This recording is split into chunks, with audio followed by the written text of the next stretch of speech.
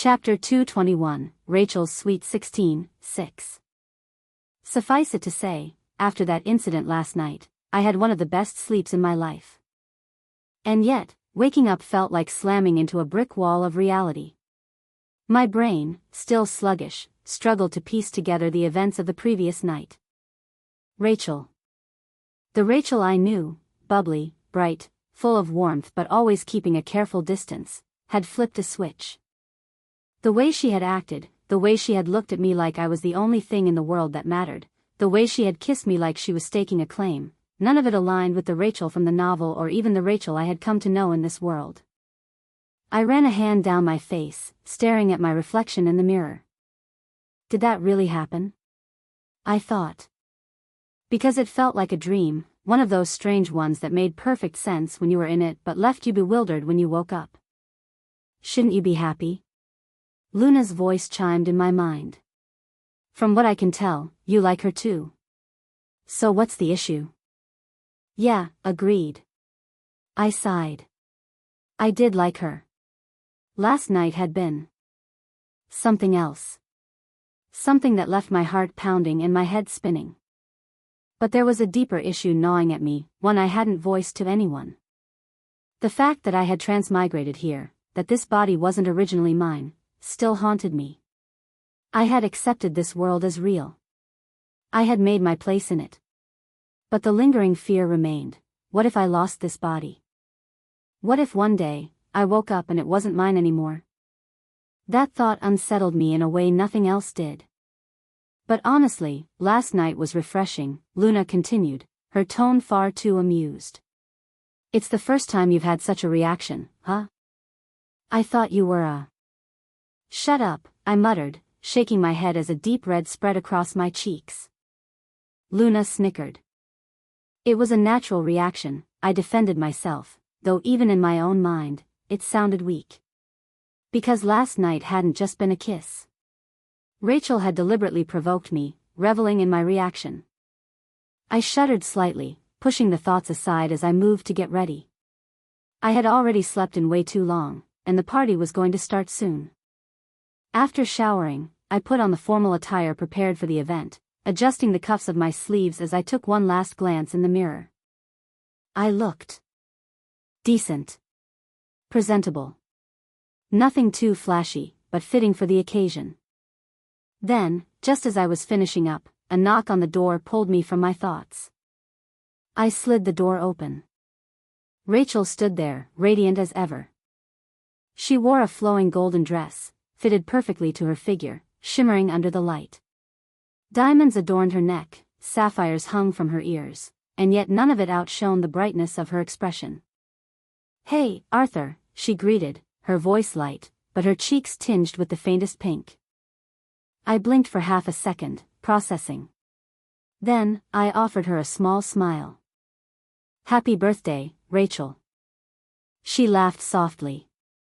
"You already wished me, you know." Her gaze flickered, suddenly avoiding mine. Last night.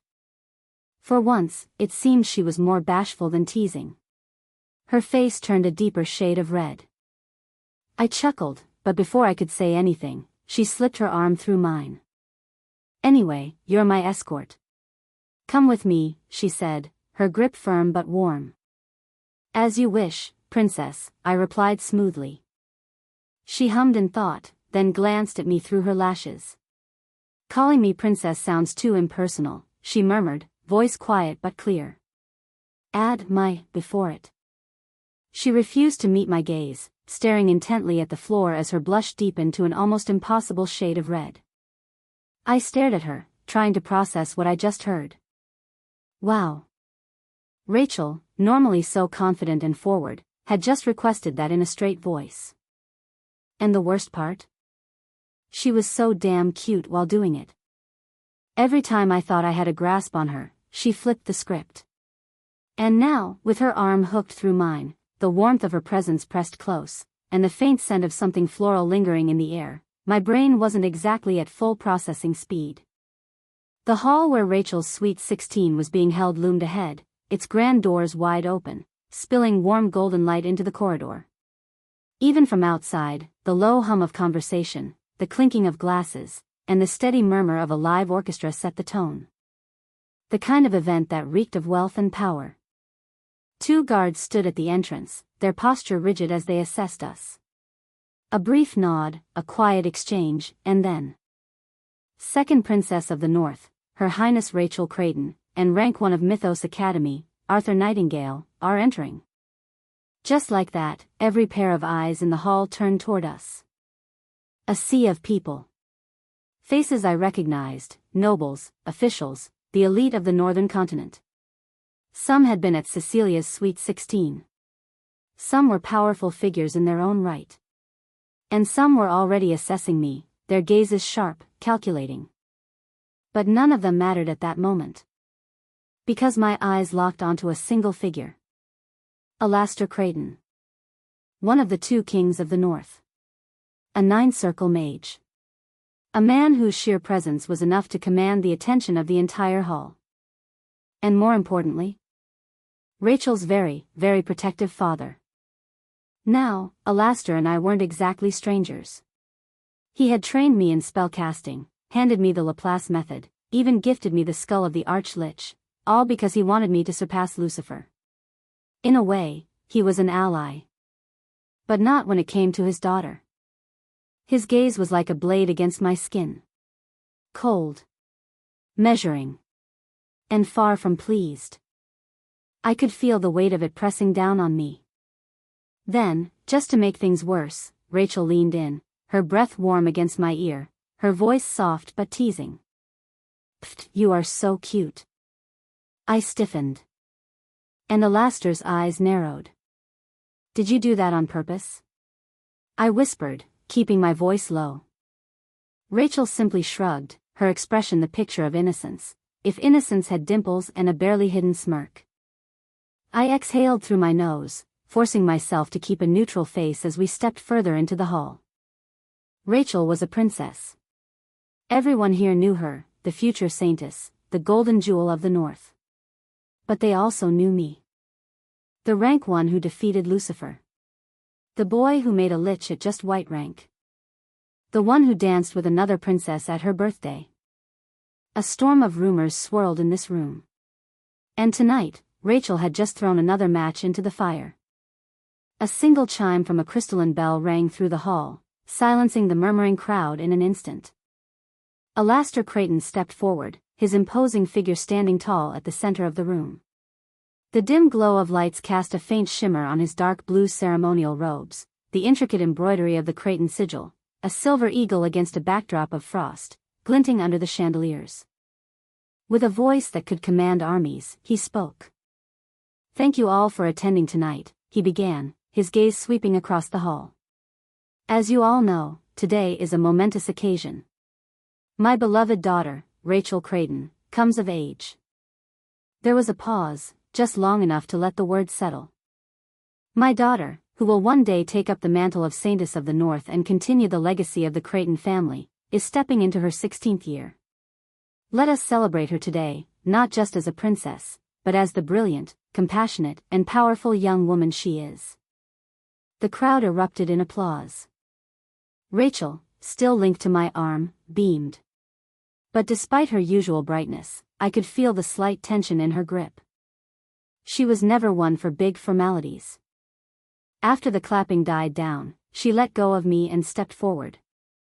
With the grace of royalty and the ease of someone used to commanding attention, she smiled and raised a hand. "Thank you all for coming tonight," she said, her voice ringing clearly through the hall. "I know you're all incredibly busy, and yet you made time to be here. It means more to me than I can say." A chorus of polite nods followed. "I hope you all enjoy the evening," she continued, flashing a playful grin. "Because I certainly plan to." That earned a few chuckles, even a few raised glasses. Rachel had that effect on people. Then, her sapphire eyes flickered toward me. Her smile changed. Something softer. Something just for me. She turned to the center of the hall where the polished marble floor reflected the golden glow of the chandeliers. The music swelled, shifting into something elegant and fluid. A waltz. She extended her hand toward me, tilting her head ever so slightly. "Arthur," she said, her voice playful but carrying a quiet expectation. "Dance with me?" There was no hesitation. I took her hand. Gasps rippled through the crowd, whispers buzzing through the hall like static. But I ignored them all. Rachel led me to the center, her fingers curling around mine with gentle but firm confidence. The first note struck, and we moved. Dancing was something I had only picked up after coming to this world, but I had learned quickly. I had danced with Cecilia at her birthday, but Rachel was something else entirely. Unlike Cecilia's teasing precision or Serafina's quiet elegance, Rachel danced with joy. Pure, unfiltered joy.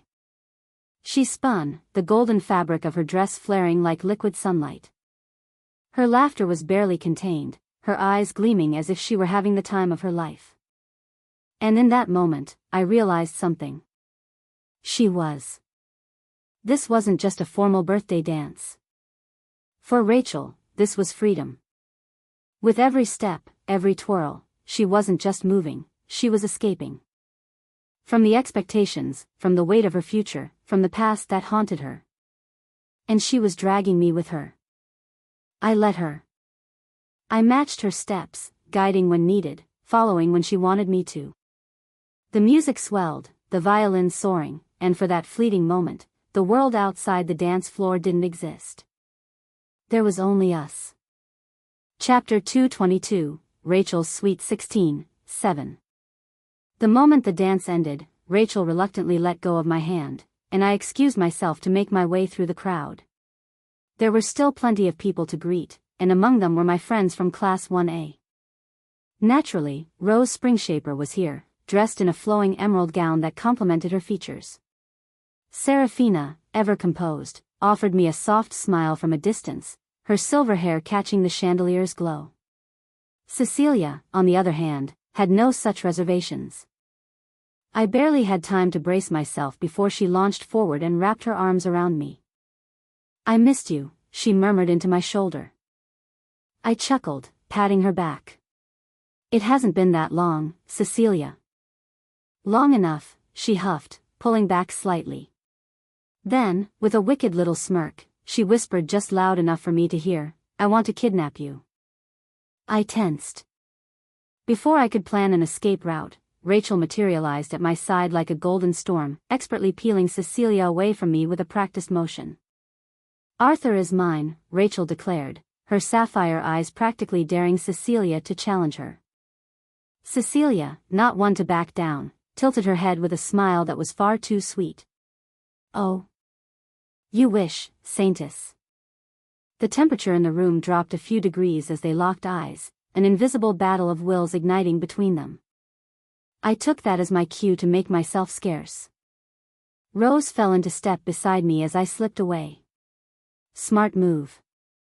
"Never get between two girls fighting," I muttered, shaking my head. "That's a lesson for survival." Rose laughed, her dark eyes twinkling. "Took you long enough to learn that. You'd be dead if you tried stopping those two." I nodded in agreement. She hesitated for a second, then tucked a strand of auburn hair behind her ear. "By the way, I'll be at the Tower of Magic too. We can spend some time together there." Her voice softened, and a faint blush dusted her cheeks. "I mean, you're spending time with Rachel now, and that's fine, it's her birthday, but maybe we can have some alone time later?" I met her gaze and smiled. "Of course, Rose. I'd love that."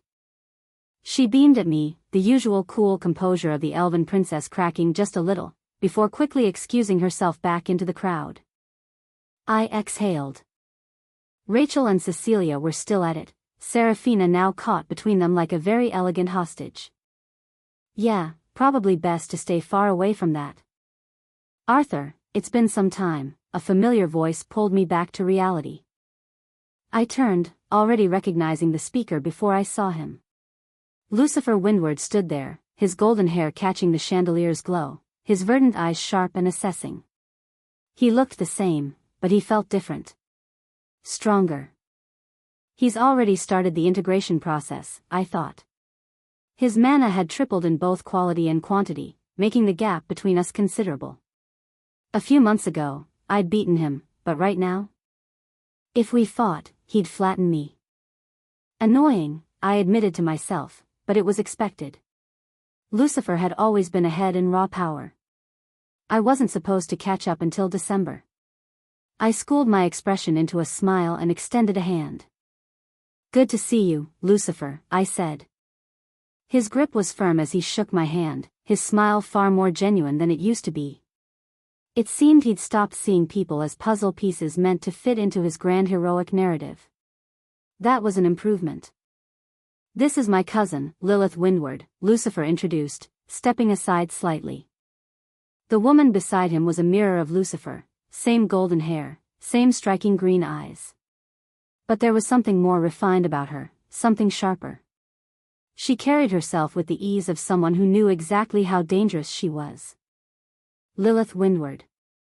In the novel, she would one day become a peak immortal rank swordswoman, one of the strongest beneath the radiant level. And she would die protecting Lucifer. Right now, though, she was merely mid-immortal rank. Still leagues beyond me. My cousin told me quite a bit about you, Lilith said, her voice cool but not unfriendly. You're the one who knocked some sense into him. Lucifer sighed. Must you phrase it that way? Yes, she replied, not missing a beat. I chuckled. I wouldn't say I knocked sense into him. He was already figuring it out. Lilith raised an eyebrow, unconvinced. Humility's an admirable trait, Arthur, but I have no patience for false modesty. My cousin was unbearable before. Less so now. That's thanks to you. Lucifer frowned. I was not unbearable. Lilith ignored him. I owe you my thanks for that. Now, if you'll excuse me, I'll let you two talk. She glanced at Lucifer. Don't do anything stupid. I never do, he said dryly. Lilith's expression made it clear she strongly disagreed. Then, with a graceful turn, she strode away, leaving me alone with Lucifer. For a moment, neither of us spoke. The silence wasn't awkward, just unfamiliar.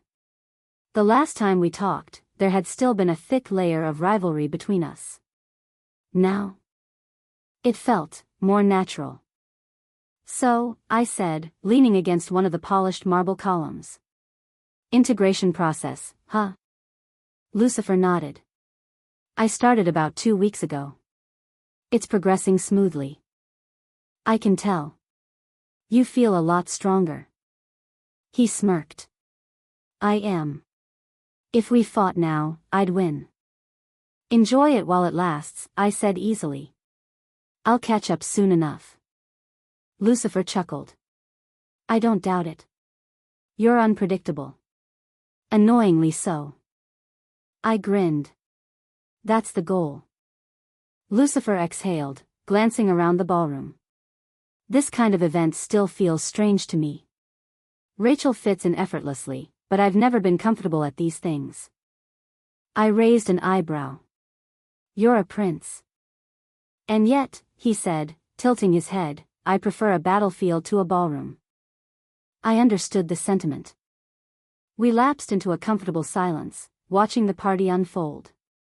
A few months ago, we were competitors, wary of each other, locked in an inevitable clash. Now, Lucifer Windward was beginning to feel like a friend. The music shifted to a slower tempo, and the dance floor filled with couples swaying under the golden chandeliers. Rachel had been my first dance, but the night was still young, and I had 3 more waiting for their turn.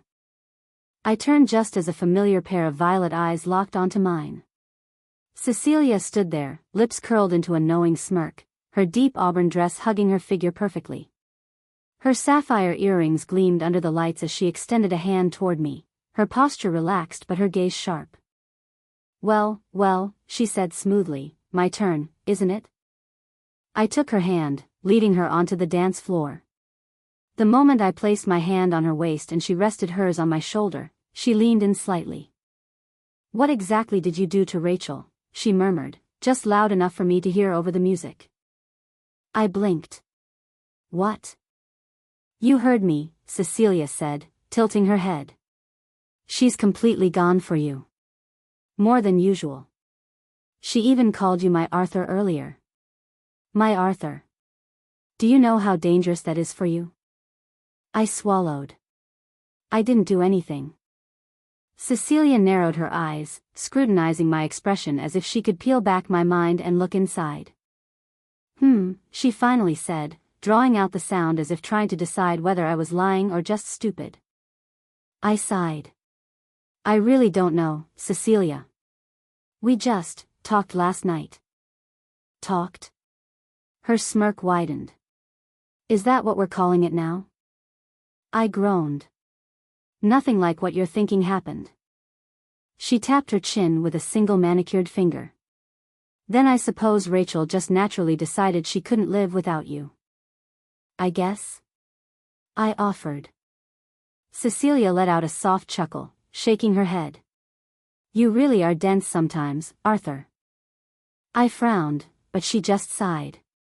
Well, whatever happened, I'm sure I'll hear all about it from her later. For now, I'll just say. She leaned in, her breath warm against my ear. I'm looking forward to our time together in the Tower of Magic. I didn't have time to reply before the song ended. Cecilia pulled back, flashing me a wink before stepping away. Before I could even catch my breath, another hand reached for mine. Serafina, I greeted as the silver-haired swordswoman took my hand. She said nothing at first, simply leading me into the next dance. Unlike Cecilia, she didn't tease, didn't pry, she just danced. Serafina was always composed, always graceful, and this was no exception. Even though dancing wasn't her specialty, her natural elegance made up for it. You seem troubled, she finally said as we twirled together. Do I? I asked. She nodded. I assume it's about Rachel. I sighed. Something like that. You don't need to worry so much, Arthur, Serafina said softly. You think too much sometimes. Just let things happen. Her words were simple, but they hit deeper than I expected. The dance ended, and before I could say anything else, she bowed her head slightly. Thank you for the dance, Arthur. I barely had time to step off the dance floor before the last of them found me. Your turn, huh? I said as Rose approached. She huffed, crossing her arms. Finally. I was starting to think you'd forgotten about me. Impossible, I said, extending a hand. She took it, and we moved into the dance. Rose was different from the others. Where Cecilia was playful and Serafina was elegant, Rose was straightforward.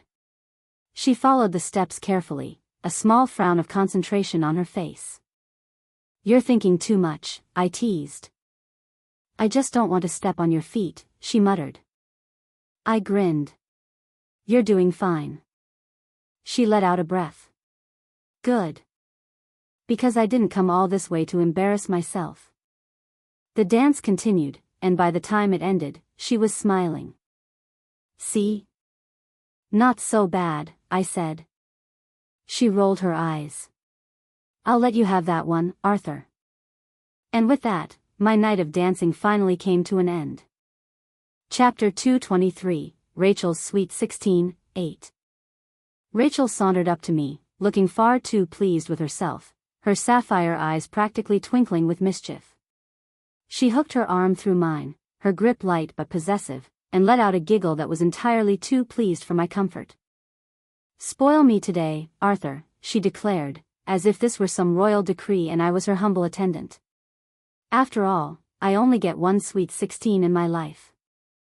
If you wish to be spoiled, I don't mind, I said, watching her closely. She was practically vibrating with joy, her usual composed demeanor entirely abandoned. Seeing her like this, so carefree, so incandescently happy, was infectious.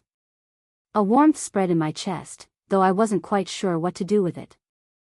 Rachel's gaze turned sly, a flicker of something conspiratorial dancing behind her eyes. I wonder. She mused, tilting her head just slightly. I want to kiss you again. Her words were bold, but the instant they left her lips, a furious blush overtook her face. She averted her gaze, suddenly fascinated by the ground, her fingers tightening slightly around my arm. "Ratch," I started, but she cut me off with a pout, a tiny huff escaping her lips. "I know," she said, her voice quieter now. "I know there's something you're not telling me. Something big. Something that keeps getting in the way of this, of us." She took a deep breath and met my eyes again, determination replacing her usual warmth. "I'll wait for you to figure it out. To fix it. But you better fix it, Arthur." A small smile tugged at my lips. "Thanks, Rachel." We stood there for a moment, smiling at each other, a silent understanding passing between us. And then, just as I was beginning to think this might actually be a perfect moment, a cold prickle ran down my spine. Someone was approaching. I looked up. Alastair Creighton. Rachel's father. The kind of man who could probably make entire rooms go silent just by existing in them. He had the presence of someone who always knew exactly what was happening, exactly what he wanted to happen, and precisely how to make those two things the same. "Arthur," he said, voice like rough stone, cutting through the warmth of the moment like a laser blade. Rachel moved before I could, stepping in front of me like a shield. "Father, Arthur is my friend," she said, her voice steady, but her posture taut, defensive. "I know," Alastair said, nodding once. His gaze flicked to me, sharp and unreadable. "I need to speak with him. Privately. It's important." Rachel didn't budge. "No," she said flatly. Alastair raised a brow. "No? You heard me." She crossed her arms, standing her ground. "If it's important, you can say it here." A muscle twitched in Alastair's jaw. He wasn't used to being challenged, especially not by his own daughter. I sighed, placing a hand on Rachel's shoulder. "It's fine, Ratch," I said. Her eyes snapped to mine, searching my face for any hint of hesitation. "Arthur, you don't have to." "I'll be fine," I assured her. "It's just a conversation." Rachel didn't look convinced, but after a long moment, she let out a frustrated sigh and stepped aside, though she shot her father a glare that promised consequences if anything happened. Alastair, for his part, barely acknowledged the exchange. He turned and walked away, fully expecting me to follow. I did. The two of us exited the hall. Luna's voice slipped into my mind like a whisper through silk. "He put a soundproof barrier." I hadn't even noticed the mana shift, but sure enough, as Alastair and I walked, an invisible field settled over us. A casual flick of power from a man used to moving the world without anyone realizing he'd done it. "Arthur," Alastair said, his voice as steady and measured as ever. "Do you know about my wife?" There were a lot of ways I could answer that question, most of them inadvisable. I settled on the obvious. "Queen Isolde Creighton?" I asked, tilting my head. "Didn't Her Majesty pass away?" Alastair watched me. Not just looking, but watching, like a scientist studying an unfamiliar creature that might or might not be venomous. I kept my expression carefully blank, just the right mix of polite curiosity and mild confusion. Not an ounce of recognition. He exhaled sharply. "She's alive." That was hardly a surprise. What was a surprise was that he was telling me. "I'll keep this brief," Alastair continued. 11 years ago, she lost her mind and hurt Rachel while Kathleen and I were away. When I returned, I sealed her.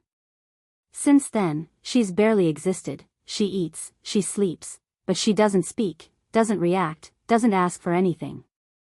His voice didn't change, but something about the way he said it made me think it had been bothering him. The Creighton patriarch did not strike me as a man who liked loose ends. "Until now," he added. I frowned. "Until now?" Alastair's gaze sharpened. "The first thing she said after 11 years of silence was that she wanted to meet you." I stopped mid-step. That wasn't supposed to happen. I knew about Isolde. She never asked to meet anyone. She's a seer, right? Luna's voice nudged at my thoughts. You're fateless.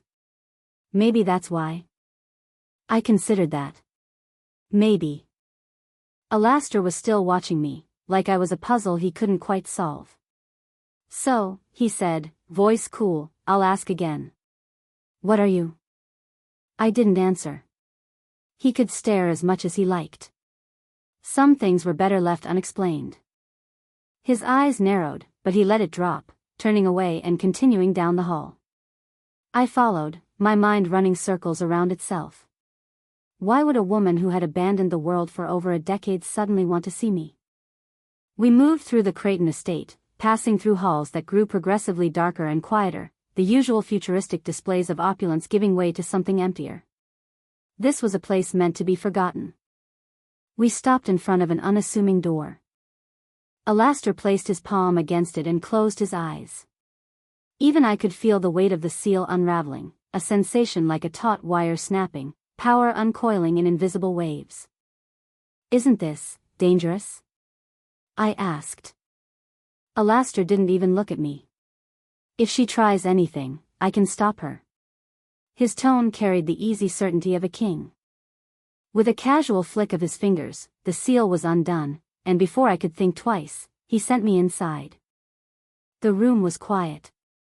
Not just silent, but quiet, a deep, settled kind of stillness, the kind that suggested nothing much had happened here for a very long time. A woman sat by the window. The lights above hummed softly, casting a warm glow over golden hair that shimmered just like Rachel's. But there was something different, something older, something weightier. Rachel was a flame, bright and vibrant.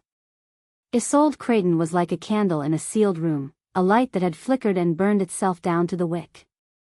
She didn't turn, didn't acknowledge my entrance at all. Still, I bowed. I greet your majesty. No reaction. The woman who had spent 11 years in silence had finally spoken. And now, she was silent again. Interesting, Isolde murmured, and in the blink of an eye, the space between us ceased to exist. One moment, she was by the window, distant and untouchable. The next, her fingers were under my chin, lifting my face as if inspecting a particularly curious specimen. I swallowed hard. It wasn't just her presence, though that alone felt like standing in the eye of a storm, but the sheer weight of her existence pressing down on me. Isolde Creighton wasn't just a person. She was an eight-circle mage. A woman who had been powerful enough to be sealed rather than fought. And she was much, much stronger than I was right now. How very interesting, she said again, her voice carrying the same tone one might use when discovering that a cockroach had somehow developed sentience and begun reciting poetry. An anomaly like you exists in the world. A world that is doomed. A world that will fall. Her fingers left my chin, but the sensation lingered like static electricity. She tilted her head slightly, as though listening to something distant, something beyond my ability to hear. Her eyes glowed faintly, shifting in that unsettling way that made it very clear she wasn't just thinking, she was seeing. I didn't move. I simply watched. It wasn't often that someone could make me feel like the least significant thing in the room, but Isolde Creighton had a knack for it. Then, as suddenly as the moment had started, she smiled. How nice, she mused. Ever so slightly, the fate of the world has changed. Luna's voice crackled into my thoughts, her usual sharp confidence replaced with uncharacteristic disbelief. She can read your fate? A pause. How can a human do that? Humans are the most adaptable and the greatest species to ever exist, Isolde said, as though answering a question she hadn't been asked aloud. Her tone carried a quiet amusement, as if she found Luna's shock vaguely adorable. So even if a Chelan like you cannot, I can. I stiffened. You saw her? I asked, unable to mask my surprise. Isolde shrugged. As if this were nothing. As if she hadn't just effortlessly done what even the strongest radiant rankers had failed to achieve, not just sensing Luna, but hearing her thoughts. Luna, for once, had no snide remark.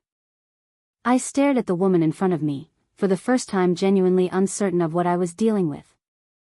What was Isolde Creighton? Chapter 224, Rachel's Sweet 16, 9. Isolde watched me for a long moment, her fingers tapping idly against the armrest of her chair. Then, without a single flicker of visible mana, her voice slipped directly into my mind. You needn't concern yourself with your body being reclaimed by its original soul. It's yours now. I tensed instinctively. Not because of what she'd said, but because of how she said it. The connection was seamless, effortless. Even Luna had to push her voice into my thoughts. Isolde had simply been there, like a shadow slipping into place behind me. Out loud, she sighed and leaned back against the chair, a perfectly casual gesture meant to be seen by Alastor, who was no doubt still monitoring from outside. You remind me of someone, she mused, her tone light, reflective. It's unnerving, really. A distraction. A smokescreen. Your soul is fully anchored, stronger than the remnants that lingered before you. Her telepathic voice was smooth, laced with the same detached amusement she had used earlier. There will be no sudden repossession. No past self clawing back control. You are Arthur Nightingale now, whether you like it or not. I had suspected as much, but hearing it confirmed made something ease in my chest. Not that I was about to let my guard down. Not with her.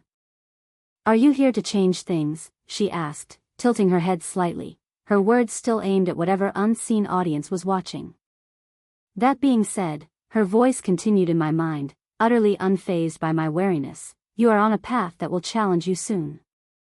If you intend to reach mid-integration rank, you'll need to achieve something known as sword resonance. Sword resonance. I'd heard the term before, but I hadn't yet considered what it would take to achieve it.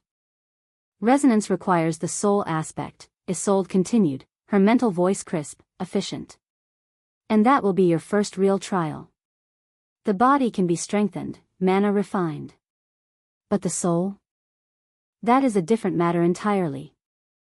I exhaled slowly, keeping my expression neutral, playing along with her little act. Change things? I said aloud, letting some amusement slip into my voice. You make it sound like I'm some kind of revolutionary. Isolde smiled. Aren't you? When the time comes, she continued mentally, you will have to face a trial. That sounded ominous. And what do you think I am changing? I asked, watching her carefully. She chuckled lightly, waving a hand. Oh, nothing too grand. The world, perhaps. Alastor was no doubt listening. This entire spoken conversation was for him. A meaningless dance of words designed to give the illusion of casual intrigue. But the real conversation, the one that mattered, was happening in silence. Your sword will never reach its full potential without resonance, she pressed. And without it, you will never reach what lies beyond. Sword resonance wasn't just a requirement. It was a threshold. I understood now. I would have to undergo a trial. A trial of the soul. And Isolde, somehow, already knew it. Isolde fell silent, her gaze drifting back to the window as if our conversation had never happened. No dramatic farewells, no cryptic final words, just a quiet, measured stillness, like a machine powering down. I turned to leave, but just as my hand reached for the door, her voice slipped into my mind one last time. Take care of my daughter, Arthur. This time, her tone was different. No detached amusement, no distant wisdom. There was something raw beneath it, something dangerously close to human. Even if she never forgives me, Isolde continued, the weight of the words settling like a whisper on my soul, I wish for her to be happy. And then, nothing. I stepped out of the room, the door shutting behind me with a finality that felt heavier than it should have. Alastor was waiting, arms crossed, his expression unreadable. Well? He asked. I scratched the back of my head. It was just, useless, I said, feigning mild disappointment. Alastor exhaled sharply. Yeah, he muttered. Figured as much. A lie. A man like Alastair Creighton didn't hope for things. He calculated, planned, expected. And yet, despite everything, some part of him must have believed Isolde would say something, anything, that would make sense of the past 11 years. Instead, all she'd wanted was to speak with me. Not her husband. Not her daughters. Me. Why?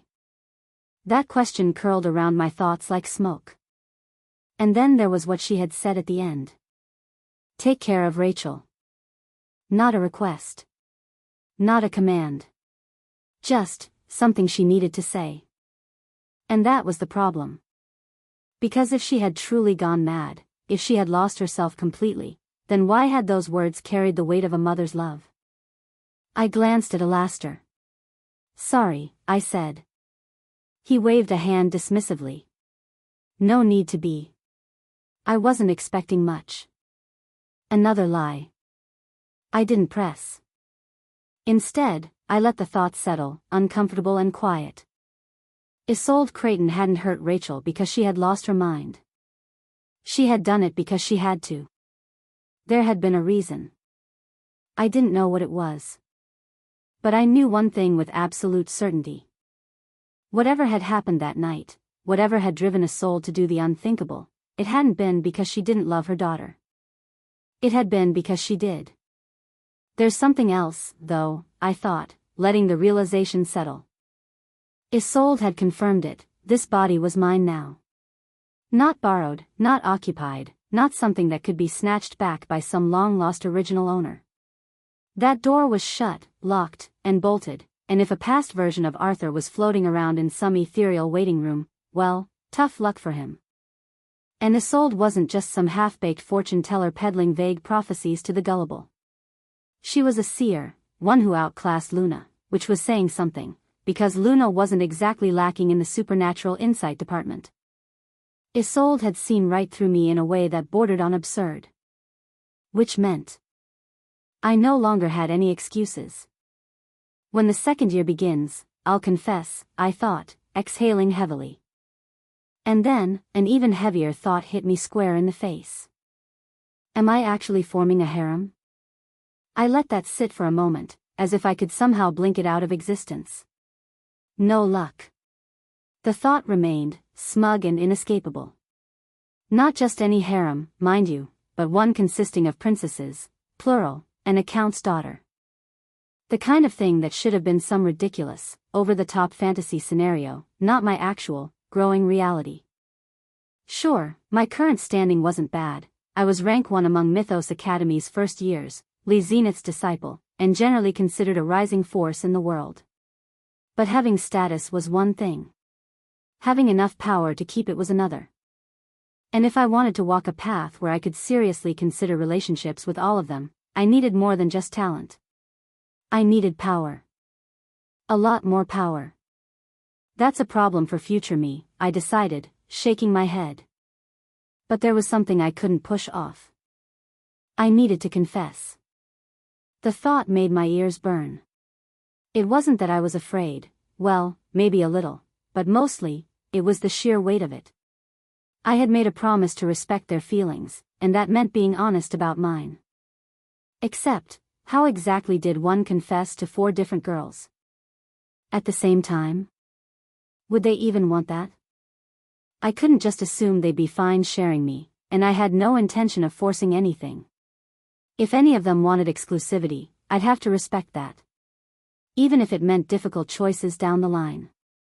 The very idea of anyone else trying to date them made something uncomfortable twist in my chest. Which, yes, was hypocritical, but I wasn't going to pretend otherwise. I never liked harems in the first place, I thought, clicking my tongue. And yet, here I was. Living in one. How the hell did Lucifer manage this mess? I wondered. Because if there was a guidebook on navigating this kind of situation without blowing everything up, I had not been given a copy. After a long moment of overthinking, a different thought slipped in, one that actually made sense. No, it's not quite time for a confession yet. I couldn't rush into something like this blindly. So for now, I had to wait till the beginning of the second year. Chapter 225, Rachel's Sweet 16, 10. Arthur. Rachel's voice rang out the moment Alastor and I stepped back into the hall. Before I could even process her movement, she had latched onto my arm, curling around it like some sort of overly affectionate, glaring barnacle. Her eyes, currently radiating enough protective fury to make a dragon think twice, were fixed squarely on her father. "He didn't scare you or anything, right?" she asked, her grip tightening as if she were personally prepared to throw hands with Alastor Creighton, one of the most powerful mages alive. Alastor sighed the long, suffering sigh of a man who had long since resigned himself to fatherhood-induced exasperation. He pinched the bridge of his nose and muttered, "You used to be such a sweet little girl. Always running around, Daddy, Daddy." He shook his head, looking thoroughly betrayed by time itself. And now, the moment a boy enters the picture, this happens. His gaze flicked to me, sharp and distinctly unamused. Rachel, already blushing furiously, practically vibrated with indignation. "Father, don't talk about that." Alastor merely sighed again, the weight of paternal disappointment heavy upon his regal shoulders, and turned away, muttering something about the fleeting innocence of youth. I, meanwhile, was doing my best not to laugh. Because no matter how terrifying he was as a mage, as a king, and as a general force of nature, Alastor Creighton was also, at the end of the day, a dad. And his daughter was currently wrapped around my arm like an overenthusiastic koala, thoroughly ignoring whatever reputation for refined elegance she was supposed to have as a princess. "I'm fine, Ratch," I said, reaching up to pat her head before I even realized what I was doing. Rachel blinked up at me. I froze. "Sorry," I said quickly, already bracing myself. "Do it more," she declared, eyes practically sparkling as she nuzzled closer, looking way too pleased with herself. "Ratch," I started, feeling the stares of the surrounding nobles drilling into my back, "you're being a bit too." "Sorry," she interrupted, utterly unrepentant. Her voice dropped slightly as she whispered near my ear, "I won't do that again in front of everyone, since you don't want people to see that, right?" I stiffened. Rachel smiled. Somewhere in the background, I could feel Alastor's judgment. It seemed that no matter how powerful I became, there were still some battles I simply wasn't equipped to win. "You are so cute," Rachel giggled, finally peeling herself away from me, though not entirely, because that would require an unacceptable level of personal space. Our arms remained firmly linked, like she was afraid I might suddenly vanish into the void if she let go. I sighed, though there wasn't much exasperation in it. "Glad you think so." The rest of the birthday ball went by in a blur of music, laughter, and the ever-present, polite suffocation that came with noble gatherings. Rachel, of course, was the center of it all, smiling, twirling, making rounds like the effortlessly charming princess she was. But every now and then, her eyes would flick to me, as if checking to make sure I was still there, still watching. And I was. By the time the ball wound down, guests were beginning to drift away in private carriages, skyships humming as they departed into the night. The grand halls of the Creighton estate, once bursting with light and sound, slowly settled into something quieter. More intimate. It was my last night here. Tomorrow, I'd be returning to Avalon. I retired to my room, sinking onto the bed with a deep breath. The day had been eventful. Between Alastor, Isolde, and Rachel being, well, Rachel, my brain felt like it had been through a high-speed crash course in Creighton family dynamics. I let my eyes drift closed. Knock knock. I sighed. Because, of course. The déjà vu hit before I even turned my head. There was only one person who knocked at my door at this hour. I pushed myself up, ran a hand through my hair, and, knowing full well what I was getting into, opened the door. Rachel stood there, barefoot, in a loose nightgown that did absolutely nothing to hide the fact that she had zero respect for personal boundaries. Her golden hair cascaded over her shoulders, a few strands falling into her eyes. "Hey," she whispered, as if we were doing something forbidden. I leaned against the doorframe. "Ratch, do you ever sleep at a normal hour?" She grinned. Not when I have more important things to do. I raised a brow. And those would be? Rachel shrugged, stepping past me without waiting for an invitation, because of course she did. Spending my last night with you before you leave, she said, flopping onto my bed like she owned it. I pinched the bridge of my nose. You do have your own room, you know. She stretched her arms above her head, completely ignoring me. And yet, here I am. I sighed again, closing the door behind her. It seemed my last night at the Creighton estate was going to be interesting. Your father may genuinely kill me, I said, because some things needed to be acknowledged out loud. Rachel, as expected, did not care. I won't let him, she said, as if this was a matter of sheer stubbornness and not the will of one of the most powerful men in existence. I like you too much. She patted the bed beside her, smiling like this was all perfectly reasonable behavior. Come sit next to me. I hesitated for exactly half a second before doing as she asked, keeping my eyes firmly forward in an attempt at self-preservation. I didn't tell you why I cried last night, did I? Rachel asked. That caught me off guard. I blinked, then shook my head. She exhaled, leaning back slightly, eyes drifting somewhere far beyond the walls of the room. When I was about 5 years old, my mother went insane, she said, the word heavy with something unsaid. She started hurting me. Physically. And there was nothing I could do to stop her. I didn't speak. I simply listened. My father and sister weren't home. It was just me. And my mother was strong, a mage beyond anything I could have resisted. She used me as a hostage, and no one could do anything about it. A pause. A quiet inhale. My father tried to come back, but the North was in chaos. If he had abandoned the front lines completely, the entire region would have collapsed. He wanted to return. But he couldn't. Not yet. And then, softly. When he did come back, he sealed my mother. And that was the end of it. I waited. Because she wasn't finished. Rachel turned to me, her expression unreadable. It happened on my birthday. I felt something tighten in my chest. This is a Creighton family secret, she said quietly. I'm telling you because that's how much I trust you, Arthur. Because I love you. The words landed between us, weighty in a way that had nothing to do with simple affection. You will never, ever hurt me, she continued, certainty ringing in every syllable. I know that. So tell me, do you love me? I do, I said. Simple. Honest. I loved Rachel. Just as I loved Rose. And Serafina. And Cecilia. Once, the world had been gray. Dull. Now, it was alive with color.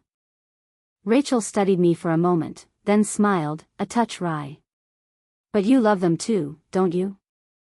Yes, I admitted. She sighed dramatically. Quite the ambition, making a harem of princesses and a count's daughter, she teased, shaking her head like I was some sort of hopeless case. Before I could reply, she lunged forward, wrapping her arms around me and pulling me against her in a tight embrace. My face met her shoulder, her warmth seeping into my skin. Shoo, she murmured, pressing closer, let me do this. For revenge. I started, only to be thoroughly ignored. Rachel rested her chin on my shoulder. I love you so much, Arthur, that even sharing you. I don't mind that much. My breath caught. So I'll wait, she continued. For you to confess properly. And then, before I could process any of that, she leaned in and kissed me. Soft. Warm. Certain. When she finally pulled away, she smiled, smug, fond, victorious. Let's sleep together, she said. My brain short-circuited. Rachel, realizing what she had just said, promptly turned scarlet. You pervert, she huffed, crossing her arms. I didn't mean that kind of sleeping. If we did do that now, my father would kill you. I wasn't thinking of that. I shot back, feeling my own face heat up. Liar, Rachel said, unimpressed. At least try to keep your eyes up. I sighed, shaking my head, but resistance was a lost cause. Rachel had made up her mind, and when Rachel made up her mind, the rest of the world simply had to deal with it. She gave me exactly half a second to brace myself before pushing me down onto the bed with the authority of someone who had decided she was in charge of the situation. Which, to be fair, she absolutely was. Without hesitation, she curled up beside me, snuggling in with all the determination of a particularly clingy cat. One arm draped over me. Her forehead rested lightly against my shoulder. She fit into my side like she'd always belonged there, which was, honestly, a little terrifying. "Good night, Arthur," she murmured, voice already soft with sleep. I exhaled, letting my body relax, though my brain was still flailing in the background, trying to process the sheer absurdity of my life. "Good night, Rach," I said, my voice quieter than I expected. And just like that, the warmth of her presence, the steady rhythm of her breathing, the sheer reality of it all settled over me. Tomorrow, I'd return to Avalon. Tomorrow, everything would continue, challenges, responsibilities, an uncertain future. But for now, just for tonight, Rachel was here, curled against me, and that was all that mattered. Sleep came easier than I expected. Chapter 226, Rachel's Sweet 16, 11.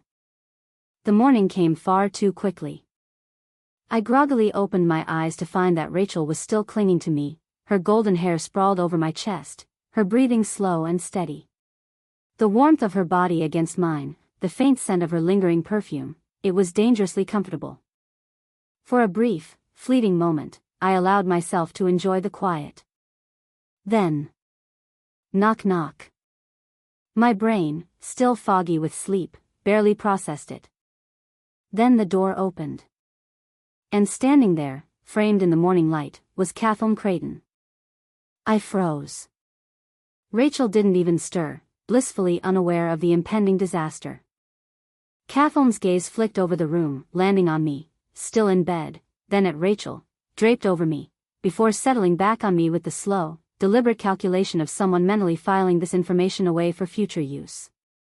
"I was looking for Rachel," she said, her voice as calm as ever. She wasn't in her room. I opened my mouth. No words came out. Kathleen nodded to herself, as if this confirmed some private theory. "Ah. I see." Rachel finally stirred, blinking blearily. Arthur, what time is?" She stopped mid-sentence as her brain caught up to the fact that her sister was standing right there, watching us. A pause. Then. "Oh no." Kathleen, to her credit, didn't look too smug. "Just a little. You know," she mused, tapping a finger against her chin, "if you two were planning to elope, you could have at least left a note." Rachel made a noise that could only be described as an indignant squeak before promptly burying her face into my chest to avoid reality. I, meanwhile, was trying and failing to remember how to breathe. Kathleen let the silence linger just long enough to make us suffer before casually turning to leave. "Anyway," she said airily, "Father's expecting you downstairs soon, Arthur. Don't keep him waiting." "Oh, and Rachel?" Rachel, still refusing to lift her head, made a muffled sound of protest. "Next time, at least pretend to be sneaky about it." With that, Kathleen shut the door behind her, leaving us both red-faced and reeling. Rachel groaned into my chest. "I'm never going to hear the end of this." I sighed, staring up at the ceiling. "Neither am I." So much for a peaceful morning. Rachel had gone off to her room to change, leaving me with a moment to myself. I used it to freshen up, splash some cold water on my face, and try to convince myself that I hadn't just barely survived one of the most embarrassing mornings of my life. It didn't help. And Luna, being the supportive partner she was, only made it worse. "Wow, I think my contractor might die," she said, her tone as dry as a desert. Shut up, I shot back, stepping out of my room and making my way down the hall. And then I stopped. Because sitting at the head of the dining table, where breakfast was neatly laid out, was Alastor Creighton. And he was glaring at me. The kind of glare that made lesser men reconsider their life choices. "Arthur Nightingale," he said, his voice measured, but carrying weight. I straightened instinctively, feeling the oppressive pressure of his manner settle over me. "Yes?" "Return it," he said. I blinked. "Return what?" Alastor gritted his teeth. "My daughter. Give me my daughter back." I stared at him. Then, almost, laughed. I did not laugh, because I had a very strong attachment to staying alive, and Alastor's aura was currently crushing down on me with the force of a planetary-class gravity well. That's not exactly in my control," I managed. Alastor looked seconds away from summoning a world-ending spell when a golden blur shot past me and planted itself firmly between us. "Father, stop bullying Arthur." Rachel huffed, arms crossed, her shorts and t-shirt combination making her look far less like an intimidating noble and far more like a rebellious teenager refusing to be grounded. Alastor, for all his legendary status, had the distinct look of a man realizing he had absolutely zero authority in this situation. "Dear," he said, his voice just slightly strained, "I wasn't bullying him." "I'm not stupid," Rachel shot back. "Arthur is someone precious to me." Alastor's expression wavered. His mouth opened. Then closed. Then opened again, but no sound came out. His youngest daughter had just declared that in front of him, and his brain was clearly struggling to process it. Meanwhile, Kathleen, sitting at the table, was watching the entire thing unfold with the distinct amusement of an older sibling enjoying quality entertainment. "At least I have my other daughter," Alastor muttered, sighing as Kathleen patted his back in a show of there, father, it'll be okay." And just like that, breakfast proceeded as if none of that had happened. Rachel sat next to me, far too pleased with herself. Then, because the universe hates me, Kathleen decided to open her mouth. "So," she said, her tone deceptively casual, "are you two dating now?" Rachel immediately turned red. I, on the other hand, nearly choked on my orange juice. "And no," Rachel stammered, "not yet. Arthur has to, tie up some loose ends first." Kathleen raised a brow. "What loose ends?" Rachel, the traitor, didn't even hesitate.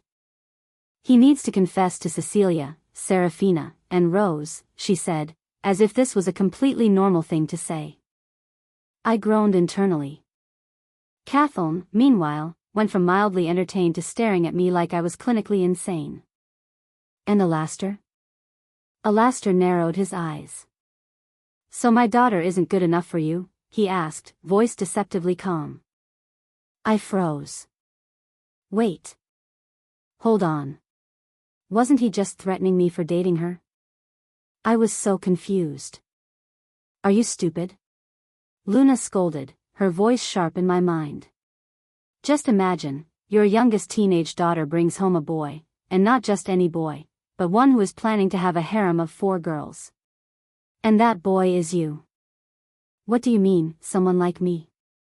I shot back, feeling vaguely insulted. She ignored me. Which, honestly, was fair.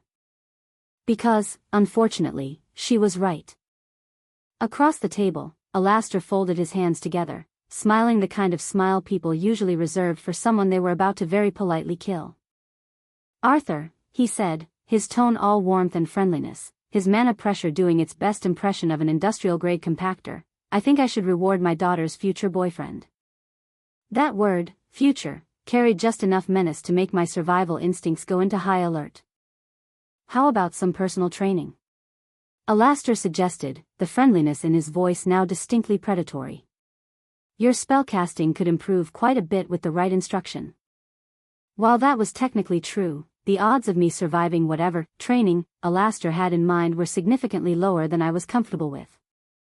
I'd love to, but I'm actually heading to the Tower of Magic," I said, declining in the most diplomatic way possible. I'll be training under Archmage Charlotte. The moment I said it, the temperature in the room dropped by a few degrees. Alastair's fingers tapped against the table. Cathelm stilled. Rachel winced. Because, of course, I had just casually mentioned one of the taboo topics in the Creighton estate. The Tower of Magic and the Creighton family had been locked in an icy, deeply political standoff for years. It wasn't open war, but it was the kind of hostility that made people choose their words carefully. So why had I said it?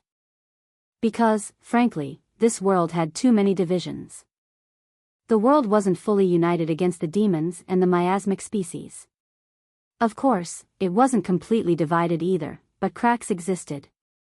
The conflict between the Creightons and the Tower of Magic was just one of many fractures. And sooner or later, if people wanted to actually win this war, those fractures needed to be addressed. Alastair's gaze on me grew sharper. Rachel nudged me under the table in silent warning. And then, just as I was preparing for Alastair to double his mana pressure, Luna's voice cut in. You know, the harem ending is actually the best option here. What? I replied, distracted. Just seduce and marry all the princesses and other powerful women in the world, she said, her tone matter-of-fact. Then you can unify the world as its sole emperor. I nearly choked on my drink. Luna, that is not a political strategy. Worked for ancient monarchies, she pointed out. You'd just be optimizing it. Meanwhile, back in reality, Alastair's gaze stayed unreadable for a moment longer before he exhaled sharply and stood. Fine, he said, voice calm. Go to the tower. Train with Charlotte. I nodded, sensing the conversation was over. Breakfast continued in an awkward, tense silence. By midday, I was preparing to leave. One of the Creighton family's self-driving cars, sleek, black, and unmistakably expensive, was already waiting outside, primed to take me to the airport for my flight to Avalon. Rachel stood beside me at the entrance, arms crossed, eyes shining with just a hint of irritation. I still don't like that you're leaving so soon, she grumbled. I smiled. You say that like I won't see you again soon. She huffed. Not soon enough.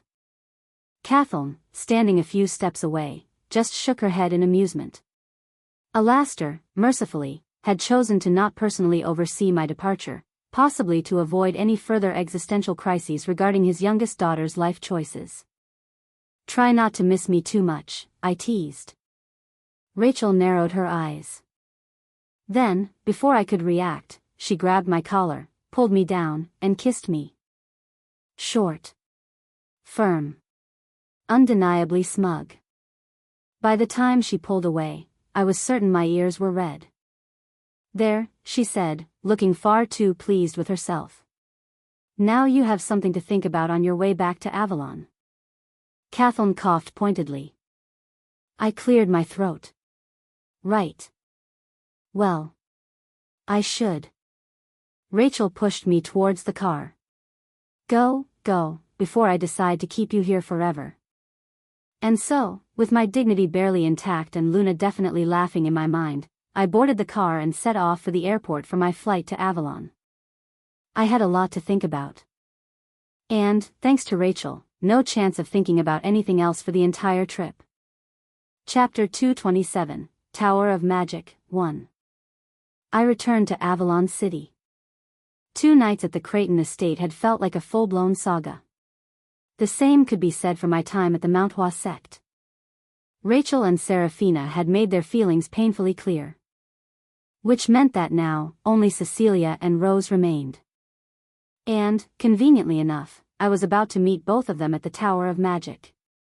Cecilia's presence there made perfect sense. She was Charlotte Alaric's disciple. The tower wasn't directly under the control of the Slatemark family, which naturally made the Emperor nervous. He wanted influence over it, and what better way than through his daughter? Of course, Cecilia wasn't just a political pawn. She had thrived under Charlotte's tutelage, growing into a spellcaster on par with Rachel. Rose, on the other hand? I had no idea why she was there. I spent one night at home before heading to the tower, catching up with my parents and Arya. A brief return to normalcy before diving back into the ever-growing chaos of my life. The Tower of Magic loomed ahead as I arrived, a sleek, imposing structure rising a full kilometer into the sky, its surface gleaming under the morning sun. Stepping inside, I moved towards security for verification. The receptionist, a neatly dressed woman, greeted me with a polite smile, one that quickly flickered into surprise as her eyes darted to the screen in front of her. Then, just as quickly, she composed herself. "Please make your way to the top floor," she said, handing me a black card. "This will grant you access." She bowed slightly before adding, "I hope you enjoy your time here, Master's disciple." I nodded. "Thank you." Taking the card, I stepped into the elevator, tapping it against the reader before selecting floor 200.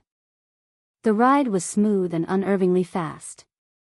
A few seconds later, the doors slid open, revealing the highest level of the tower, a space that served as both the research hub and personal quarters of the Tower Master. Charlotte was already waiting. "You're here," she said as I stepped inside her office. "Greetings, Master," I said, bowing. Charlotte sighed dramatically. "Honestly, I forgot how incredible you are." Then, before I could react, she was suddenly right in front of me, closing the distance with the kind of speed that made my instinct scream. I flinched. Which only made her smirk. "You're already the most fascinating person I've seen," she mused, "aside from that boy." I narrowed my eyes. "That boy?" "Lucifer Windward," she said. "Ah. I could have guessed." For a split second, something in me bristled. "So I'm still second to him, huh?" I shoved the thought away. "Not worth thinking about." "So, Master," I said, refocusing, "what exactly will I be doing here?" Charlotte leaned against her desk, tilting her head slightly. "You're aiming for integration rank soon, aren't you?" I nodded. She smiled. "I ran a full analysis of your gift. Based on my findings, you'll be able to cast Six Circle spells the moment you complete the first stage of integration." Charlotte continued, her expression sharp. "I'll be teaching you a method of Six Circle casting that very few people in the world can use. But you can." She let the words settle before adding, "Of course, you're not strong enough to apply it just yet. But in a few months." She trailed off, her meaning clear. "I would be. And since I am a generous master," Charlotte continued, waving a hand lazily, "I've made sure you won't be completely miserable here." She smirked. "You have two very close friends here to keep you company. Rose Springshaper and Cecilia Slatemark." Charlotte leaned back, looking entirely too pleased with herself. "Your rooms are on floor 100, the highest level for guest quarters. And, conveniently, only the three of you have rooms there." I blinked. "Just us?" "Just you," she confirmed. "Consider it an exclusive club. A very dangerous one, if I may add." I exhaled, already sensing the incoming chaos. Charlotte gave me a knowing look. "Anyway, I'll give you today to settle in and relax. Training starts tomorrow." "Understood." "Thank you, Master," I said, bowing. She waved a hand dismissively, already turning back to her work. Taking the cue, I stepped out of her office and made my way to the elevator. The ride down was as smooth as ever, and as soon as the elevator doors slid open, I stepped onto floor 100. The space was impressive.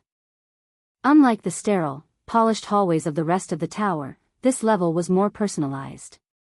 The lighting was softer, the walls lined with faintly glowing runes, and the entire area had the feel of a private penthouse rather than a training facility. A large common lounge stretched out before me, with sleek furniture and a floor-to-ceiling window that offered a stunning view of Avalon's skyline. And, of course, waiting for me in the middle of it all was Cecilia Slatemark. She was lounging on one of the chairs, arms draped lazily over the backrest, her long golden braids spilling over her shoulder. Her crimson eyes flicked to me the moment I stepped inside, glinting with their usual amused sharpness. Well, she drawled, lips curling into a knowing smile. Look who finally made it. I sighed. Not even 30 seconds in and you're already teasing me. Cecilia grinned. You did keep two beautiful girls waiting, Arthur. That's very rude. Before I could respond, another figure appeared from one of the side halls, Rose Springshaper. Unlike Cecilia's casual amusement, Rose's expression was calm, her sharp brown eyes watching me with quiet assessment. Her long auburn hair was tied into a simple ponytail, and her posture was straight, disciplined, every movement measured. Arthur, she said, her tone steady, professional. Welcome to the tower. I nodded. Good to see you both. Cecilia leaned forward slightly. Oh. No dramatic declarations of how much you missed us. No, I couldn't survive a moment without you, Cecilia.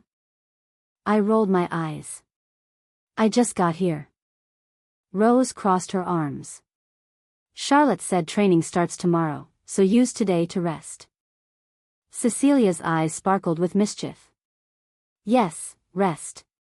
Not strategizing how you're going to confess to me, Serafina, and Rose all at once. Not thinking about how unfairly beautiful I am. I exhaled slowly. I am resting. Or at least I was trying to. Cecilia just laughed. Come on, check out your room. You'll like it. I walked down the hall to the door labeled with my name, scanned my hand on the panel, and watched as it slid open with a quiet hiss. Inside, the room was nothing short of luxurious. A massive bed dominated the center, complete with some of the softest-looking sheets I'd ever seen. A desk sat in one corner. Thermostat on the wall adjusted the temperature to perfection. And the view. An entire wall was glass, giving me an unobstructed look at Avalon's skyline. The city stretched out beneath me like a sea of shimmering lights, reminding me of just how far I'd come. I let out a slow breath. For the first time in weeks, I had a moment to myself. No training, no fighting, no complicated emotions. Just a moment of quiet before the storm. Chapter 228, Tower of Magic, 2. The next morning, training began. Cecilia was refining her mastery over five-circle magic, her emerald eyes focused as she layered complex formations with terrifying ease. Rose, ever the disciplined fighter, was working on four-circle magic, her approach precise and controlled. And me? I was alone in studying six-circle magic theory. Charlotte stood in front of me, watching with that sharp, amused glint in her eyes, the one that always meant I was about to suffer. As you know, she began, pacing slightly, spellcasting within the magic circle system has its variations, but it's nowhere near as diverse as martial arts.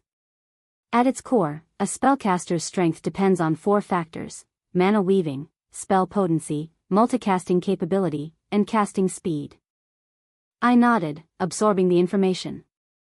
Different spellcasting methods can improve these factors, she continued, but not by a lot. The real difference between mages comes from how they utilize their talents. Then she smiled. And not the good kind of smile. The method I'll be teaching you, she said, relies on something called signature casting. It's a technique that only mages with an advanced mind aspect can pull off. I frowned. Signature casting? Charlotte raised a hand, and mana gathered instantly. Most mages form their spell circles manually before activation, she explained, crafting a perfect six-circle array in midair. Layer by layer. Rune by rune. I watched closely as the glowing magic hummed before her. But signature casting, she continued, lets you compress an entire spell into a stored form inside your mana flow, engraving it like an instinctive pattern. Instead of reconstructing the circle every time, you call upon the stored signature instantly. With a flick of her fingers, the entire six-circle array collapsed inward, shrinking into a single compressed rune hovering above her palm. My eyes widened slightly. Instead of building a new spell structure every time you cast, Charlotte said, her voice edged with amusement, you remember it. I immediately saw the advantage. Speed. Six-circle magic was notoriously slow to cast. But with signature casting, I could store my most used spells and deploy them instantly. But, Charlotte added, waving her hand and dispersing the formation, this isn't something you can just pick up in a day. You won't be able to cast six-circle magic yet, but you can start engraving signatures. I nodded. Understood. She smirked. Good. Then start by using Lucent Harmony. I blinked. My gift. Unlike normal spells, Lucent Harmony wasn't something I constructed. It was an innate ability woven into my very being, an extension of who I was. Which meant you need to apply the principles of signature casting to your gift, Charlotte confirmed, watching my expression shift. You already have a natural affinity for stabilizing and harmonizing mana. This method will push that even further. I exhaled slowly, then nodded. All right. I closed my eyes, tapping into Lucent Harmony. The air around me shifted as light mana flowed through my core, resonating with an almost natural frequency. Normally, when I used my gift, it spread outward, stabilizing external mana, enhancing other spells, and allowing adaptive casting. But now, I had to compress it. Not release. Not expand. Condense. Charlotte spoke softly. Don't force the resonance outward. Pull it inward. Let your mana imprint it like an internal signature. I focused. The usual glow of Lucent Harmony appeared around me, but instead of letting it expand into its normal passive field, I tried to fold it back into myself. The first attempt failed instantly. The natural resonance of my gift resisted. It wanted to spread, to interact, to stabilize the external world. But I needed to make it internal. I tried again. And again. And again. Hours passed as I continuously shaped, compressed, and failed. But each failure brought me closer. Finally, after what felt like dozens of attempts, something clicked. The resonance didn't just collapse, it shifted. Instead of dispersing into the environment, it settled within my mana flow, partially imprinting itself as a signature. It wasn't perfect. It wasn't ready. But the foundation was there. Charlotte smiled, clearly pleased. Not bad, she admitted. At this rate, you'll have a fully engraved signature by the time you complete the first stage of the integration process. I exhaled, rolling my shoulders. That's the goal. Charlotte stretched, stepping back. That's enough for today. Go rest. I nodded, stepping away. I wasn't there yet. But I was on my way. Arthur. Charlotte's voice cut through the air, her sharp gaze pinning me in place. I stopped mid-step, turning back to meet her narrowed eyes. Yes? I asked, already sensing a lecture coming. She sighed, rubbing her temples as if my mere existence was giving her a migraine. Don't rush. I blinked. Rush? I can feel it, she said, folding her arms. That need to push yourself forward. That urge to reach integration rank as soon as possible. She exhaled, shaking her head. Because Lucifer is going to reach it soon, isn't he? I didn't respond. I didn't have to. We both knew the answer. Charlotte watched me for a moment, then sighed again, softer this time. Arthur, the integration process isn't just another rank up. It's different. It's special. And it's dangerous if you force it before you're ready. I nodded, bowing slightly. I understand. Her lips pressed together. She didn't look convinced. Make sure you do, she muttered. I left the training hall, her words echoing in my mind. Don't rush. She was right, of course. People with overwhelming talent, Lucifer, Cecilia, Ian, the others in Class 1A, could afford to force advancement, pushing themselves into integration before their souls were fully prepared. But the cost? A sacrifice of their soul aspect, the very foundation of their future growth. Lucifer had already made that mistake once. He had forced his breakthrough to white rank too early, burning through his potential. The result? It had taken him nearly a year just to stabilize enough to begin the integration process. He was still powerful, yes, but if he had waited, he could have been even stronger. I wasn't about to make the same mistake. Back on the 100th floor, I found Cecilia and Rose in the lounge, their training robes still slightly rumpled from the day's exercises. The cityscape of Avalon sprawled beyond the glass walls, neon lights flickering like distant stars. Rose sat upright, reading through a thick magical codex, her red ponytail swaying slightly as she turned the page. Cecilia, on the other hand, was sprawled across the couch in the most unnecessarily elegant way possible, sipping a fruit drink with a bemused expression. "Finally done with your secret meeting with Charlotte?" Cecilia asked, tilting her head. "She didn't scold you too harshly, did she?" "She told me not to rush my integration," I said, sitting across from them. Cecilia's smile turned knowing. "Ah. The old 'patience is a virtue' speech?" She sipped her drink, watching me over the rim of the glass. "She's right, you know. You're so talented, Arthur. It would be a shame if you burned yourself out trying to keep up with someone else." I raised an eyebrow. "You're being surprisingly supportive." She leaned forward, resting her chin on her hand. "What can I say? I like my men ambitious, but not self-destructive." Rose coughed, loudly and pointedly, without looking up from her book. I sighed. "So, how was your training today?" "Painful," Rose muttered. "But productive. I managed to refine my control over illusions. I can distort spell patterns on command now instead of by accident." "That's terrifying," I said honestly. Her lips quirked slightly. "It is." Cecilia stretched, her golden braid sliding over her shoulder. "As for me, I've been perfecting multi-layered illusions. I can now stack 3 simultaneous environments, each one reinforced against detection. Soon, I'll be able to make an entire city think they're living in a completely different world if I feel like it. That's also terrifying." She beamed. "I know, right?" I exhaled, shaking my head. "Between the two of you, I'm beginning to fear for my sanity." "Oh, Arthur," Cecilia purred, shifting closer, her emerald eyes practically sparkling. "You should fear for your sanity. Being surrounded by 2 beautiful, powerful women must be so overwhelming for you." Rose sighed. "Here we go." I ignored her, eyeing Cecilia carefully. Once, she would have said something like that and meant it, not the compliment, but the idea of toying with me. The old Cecilia had seen people as playthings, amusements to be discarded when she got bored. But now? Her teasing was still there, still sharp as ever, but it was different.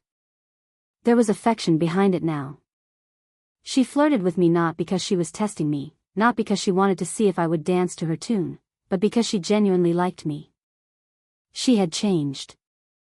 She wasn't treating me like a toy. She was treating me like Arthur. And that was enough to make me smile. Cecilia must have noticed, because she arched a brow. "Something on your mind?" I shook my head. "Just thinking. About how stunning I am," she guessed, grinning. I rolled my eyes. "Sure, let's go with that." Cecilia laughed, leaning back against the couch, her expression softer now. "Good answer." Rose closed her book with a thud, standing up. "If you two are done being ridiculous, I'm heading to the training hall." She glanced at me. "You coming?" I hesitated, then nodded. "Yeah. Let's go." Cecilia made a dramatic sigh. Fine, go be responsible. I'll be here, waiting for my next chance to torment you." I smirked. "I'm sure you will." Cecilia had moved past her old way of seeing people as tools, at least for me. Chapter 229, Tower of Magic, 3. Time at the Tower of Magic had settled into something oddly pleasant. There were no life-threatening battles, no surprise assassination attempts, and no ancient evils clawing at the edges of reality. Instead, each day brought disciplined training, long hours of research, and the occasional headache-inducing lecture from Charlotte about why thinking too much could sometimes be a bad thing. It was a strange kind of peace, a rare, almost suspicious quiet that made me wonder if I wasn't missing something important. One evening, as the sky beyond the tower's curved windows glowed with Avalon's neon skyline, I found myself sitting in the lounge with Rose as Cecilia was still training. The air was cool and filled with a gentle hum of mana energy that vibrated softly through the floor. Rose had been unusually quiet, her usual calm demeanor even more pronounced, as if she were weighing a decision in the silence of her mind. Finally, unable to hold back my curiosity any longer, I turned to her and asked, "Why are you here, anyway?" She met my gaze with her characteristic auburn eyes, which were thoughtful and deep. "For you," she replied, flatly and without a trace of hesitation. I blinked, momentarily taken aback by her directness. Well, that was direct. I had expected a rehearsed explanation or a half-hearted remark about duty and training. Instead, she had given me an answer that left no room for misinterpretation. Rose exhaled slowly, shifting in her seat so that her long red hair cascaded more freely over her shoulder. With her hands resting lightly on her lap, she continued, "I came to the tower because I knew you'd be here. Not just for training, though, yes, that was part of it, but because I wanted to spend time with you." She tilted her head slightly, studying my reaction with a mix of vulnerability and determination. "Does that bother you?" I shook my head, smiling. "No. Just surprised." She nodded, as if that was exactly what she expected. Then, after a brief pause that stretched between us like a delicate promise, she added, "Then let's go on a date." I blinked again, trying to process the sudden turn in the conversation. "You're not wasting time, are you?" A small, warm smile played on her lips. "Should I?" she teased. With a smile, I replied, "All right. Let's go on a date." Avalon City was alive with its usual hum of activity as we stepped out of the tower. Rose looked every bit the part of someone at ease in this vibrant tapestry of city life. Dressed in a dark red blouse paired with sleek black pants, she exuded an effortless grace. Gone was her training gear. Instead, she had opted for something more casual yet undeniably refined. She had left her hair down, and the long, fiery strands caught the soft glow of the city lights, making her seem almost luminescent in the night. I, in turn, had traded my usual combat-worn clothes for a fitted black shirt and dark slacks, a simple ensemble that managed to be both practical and presentable. "So," I said, glancing at her as we walked, "what's the plan?" She smirked, the challenge sparkling in her eyes. "I thought you'd plan it." I raised an eyebrow. "You asked me out, so shouldn't you be the one planning?" "Maybe," she admitted with a playful shrug. "But I wanted to see where you'd take me." Challenge accepted. After a few minutes of wandering the lit-up streets, I led her to a quiet part of the city where the pace slowed. We ended up at a small, tucked-away tea house that overlooked one of Avalon's elevated gardens. The tea house wasn't fancy by traditional standards. It boasted a charming, almost rustic atmosphere. Hanging lanterns cast a warm, inviting glow over polished wooden tables, and soft instrumental music played in the background. The air was fragrant with the aroma of roasted herbs and citrus, mingled with a subtle hint of the electric tang from the mana-infused soil of the floating garden below. Rose's eyes widened as she took in the surroundings. "You knew I liked tea," she remarked, a note of genuine pleasure in her voice. "I pay attention," I replied with a smirk. She hummed in approval as we stepped inside. The tea house was sparsely populated, with a few patrons scattered about, most of them absorbed in hollow scrolls or quietly conversing over steaming cups. The ambience was calm, a stark contrast to the hectic energy of Avalon's main districts.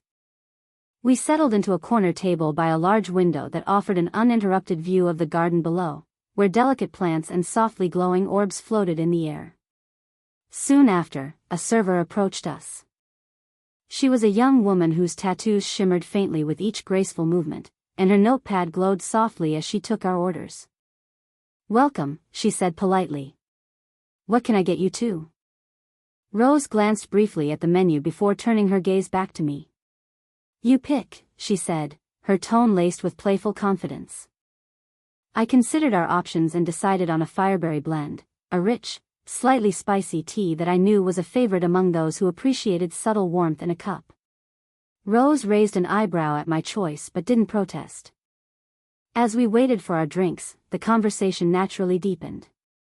Rose leaned forward, resting her chin on her hand, and asked softly, "So, why did you agree to this date?" I met her inquisitive gaze. "Because I wanted to," I replied simply, the words carrying more meaning in the soft, intimate light of the tea house. She studied me for a moment, then smiled, a genuine, tender smile that warmed my heart.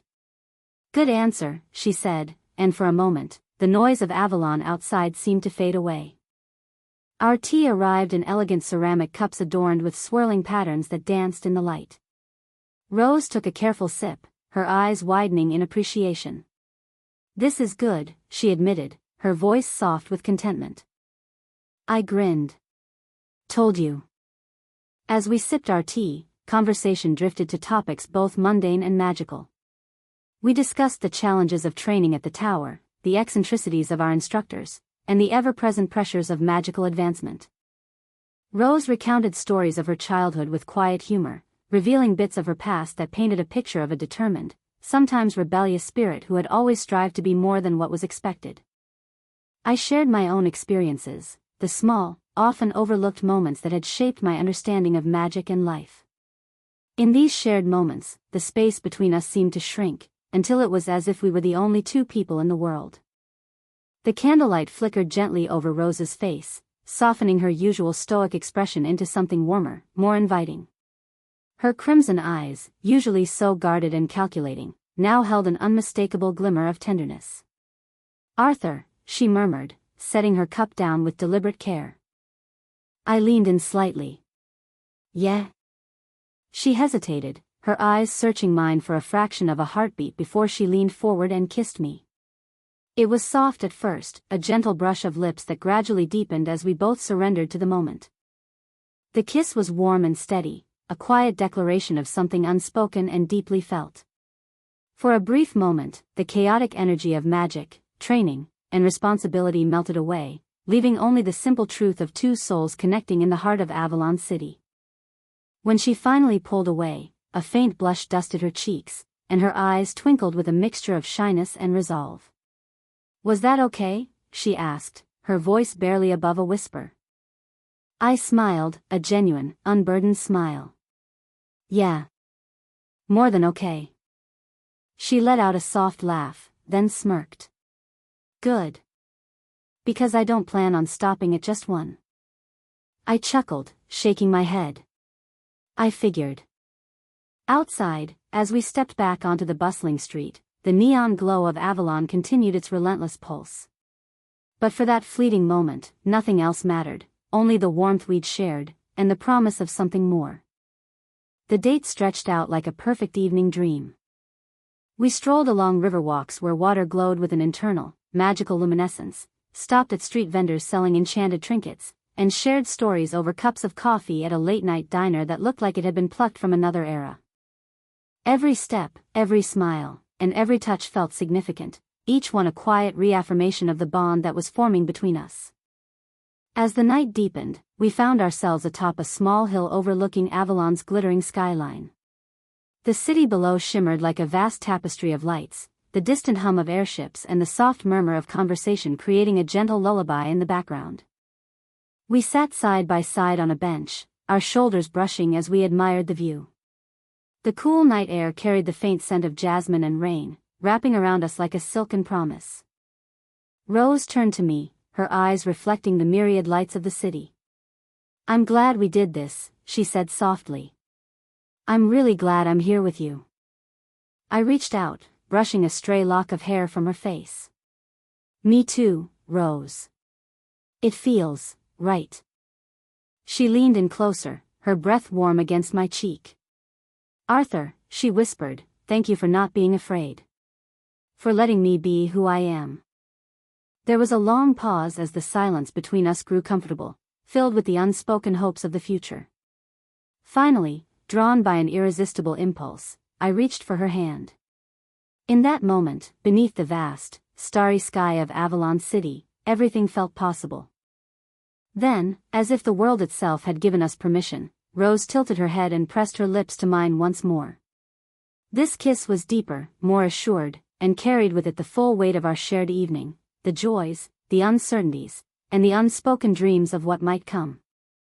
It was a kiss that sealed the night as something extraordinary, a moment suspended between the magic of Avalon and the certainty of our hearts. Chapter 230, Tower of Magic, 4. After my date with Rose ended, we both returned to the tower, the quiet hum of mana-infused corridors welcoming us back like a familiar melody. I had expected to feel a sense of uncertainty, maybe even guilt, but instead, there was only clarity. This was the right choice. The date had been more than just an outing, it had been confirmation. A way to make sure of my own feelings, to solidify the nebulous emotions that had been lingering between us. And now, I knew for certain. I liked Rose. Just as I liked the other 3 girls. After a brief dinner, I retired to my room. I hadn't seen Cecilia since earlier in the afternoon. Archmage Charlotte had been putting her through some kind of advanced training, forcing her to cast spells without relying on her gift. Knowing Charlotte, it was likely an exercise in sheer magical brutality, the kind that left even prodigies like Cecilia mentally drained by the end of the day. With that thought, I stretched, ready to collapse into bed. Then, just as I pulled the blanket back, a knock echoed against my door. I froze. A sense of déjà vu washed over me. Slowly, I walked to the door, already half expecting what I would find when I opened it.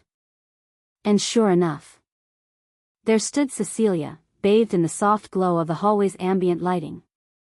She was wearing a nightgown that looked far too luxurious to be considered sleepwear, its fabric shimmering subtly with enchanted threads.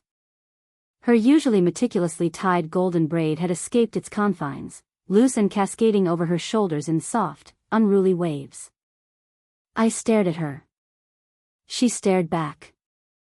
There was an intensity in her crimson eyes, something unreadable simmering beneath the surface.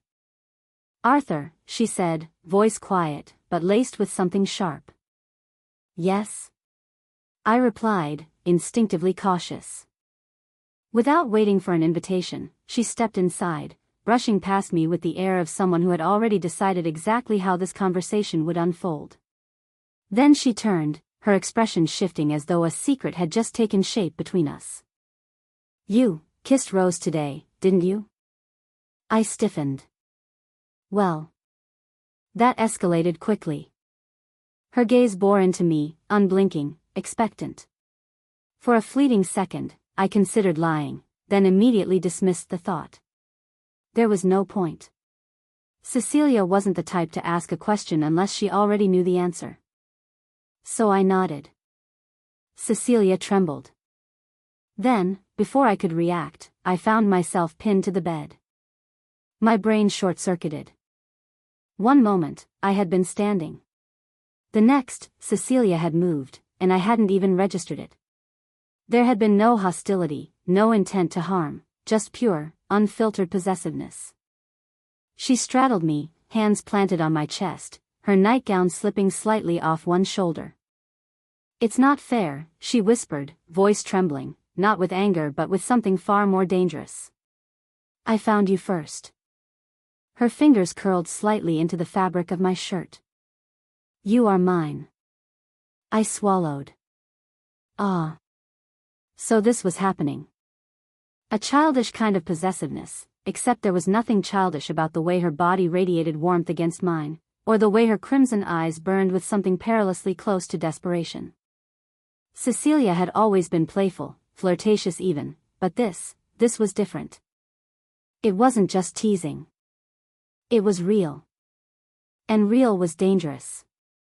"Cecilia," I started carefully, my hands hovering near her waist, unsure whether I should push her off or let her do whatever this was.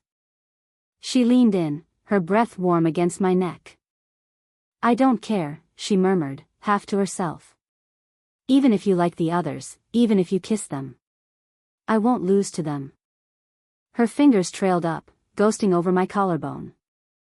I fought the urge to shiver. She was too close. And yet, she wasn't doing anything more than testing. Testing me.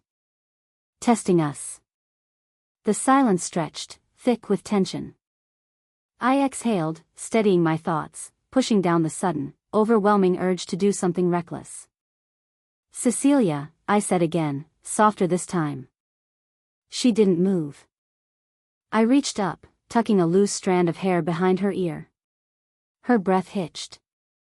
You're not going to lose, I told her. Her eyes widened slightly, just for a moment, before she schooled her features back into that haughty, teasing expression. Humph, she huffed, pulling away ever so slightly. Good answer. Then, just as quickly as she had pinned me, she rolled off, settling beside me on the bed with the ease of someone who absolutely refused to acknowledge what had just happened. I exhaled slowly. You're really something else, you know that? I muttered, rubbing my temple. Cecilia just smirked. And you, she said, propping herself up on one elbow, should get used to it. I had a feeling she wasn't just talking about tonight. I sighed, staring up at the ceiling. Princesses, man. After a beat of silence, Cecilia's tone softened further. I like you so much, you know, she murmured, pressing a hand over her chest as though trying to contain the tumult of feelings threatening to burst forth. It feels like my heart might actually explode if I don't have you. Her voice, stripped of its usual teasing bravado, was raw and unfiltered, honesty laid bare. I looked at her, knowing I couldn't lie. I like you too, I said, my voice steady, though every word carried the weight of what I truly felt. For a long moment, we just looked at each other, the only sound the faint hum of the tower's energy coursing around us. Cecilia's fingers twitched against the soft fabric of her nightgown, and her eyes flickered with a myriad of emotions too quick to label. Then, with a slow, deliberate breath, she exhaled, regaining some of the composure she usually wore like a second skin. But you also like them, she muttered, almost to herself, her lips pursing as if she had just been handed a bitter potion and was undecided whether to swallow it or fling it aside. I do, I admitted honestly. She groaned, a sound that was both exasperated and almost amused, and flopped backward onto the bed as if the very idea of sharing was an affront to her delicate sensibilities. Why them? She whined dramatically, flailing an arm toward the ceiling as if to shake off the notion. Why couldn't you just be a normal guy and devote yourself entirely to me? I chuckled softly. I don't think anything about me has been normal since the day I set foot in Mythos Academy. I raised an eyebrow, teasing her back. You fell for me too, remember? Cecilia clicked her tongue, narrowing her eyes. Yes, but I found you first, she huffed, poking my chest with playful insistence. That should mean something. I grinned, catching her hand before she could continue her assault of affectionate mockery. It does mean something. She blinked, and for a split second, the sharpness in her eyes softened into something tender. Humph. You're just saying that so I don't set your bed on fire, she teased, though her tone held a hint of vulnerability. I laughed. No, I'm saying it because it's true. We both paused, the air heavy with unspoken feelings and mutual understanding. Cecilia stared at me for a long moment, her expression caught between lingering suspicion and an overwhelming urge to believe me. Then, slowly, she sighed, collapsing against my side with the weight of reluctant acceptance. Fine, she grumbled into my shoulder. Fine. You can like them. But you better like me most. I smiled and wrapped an arm around her, leaning into the intimacy of the moment. You do realize that's not how it works, right? I murmured. She scoffed lightly. Then I'll just make it work. I was about to reply when suddenly the shrill alarm tore through the serene silence of the room. A high-pitched, piercing sound echoed down the corridor, shattering our tender moment. The sudden intrusion jolted us both. Cecilia's eyes snapped open, and I instinctively pulled away, my heart pounding. Chapter 231, Tower of Magic, 5. Cecilia and I exchanged looks, both of us caught in the same moment of realization. Then the alarm blared again, shrill and urgent, cutting through the tension like a blade. The hell? Cecilia cursed, already moving. A pulse of crimson mana wrapped around her in an instant, her nightgown vanishing as her battle attire materialized, an elegant yet practical ensemble of enchanted fabric, woven with defensive spells. The transformation was seamless, practiced. She'd clearly done this before. Meanwhile, I was still in my sleepwear. Less battle-ready. More, just woke up from a complicated romantic entanglement. Is the tower under attack? I asked, scanning the hall outside. No immediate signs of destruction, no explosions, no robed figures chanting ominous incantations, yet. But the tension in the air was thick, heavy with an undercurrent of something wrong. Cecilia's eyes narrowed, glowing faintly as she expanded her mana sense. Then. I can feel it. Luna's voice slipped into my mind, sharp and focused. And laced with something I hadn't expected. Anger. What is it? I asked. The answer came almost immediately, dripping with contempt. Demons. I felt my heart stop. No. No, that shouldn't be happening. Demons or contractors? I asked, forcing my thoughts to stay steady. Contractors, Luna responded. I exhaled, but it didn't bring much relief. Bad, but not world-endingly bad. Because if it had been an actual demon attack on the tower, that meant things were happening far earlier than they had in the novel. That meant demons had breached Earth's defenses. That meant I wasn't ready. And neither was anyone else. But if it was the contractors? My mind raced, pulling from what I knew. The Order of the Fallen Flame.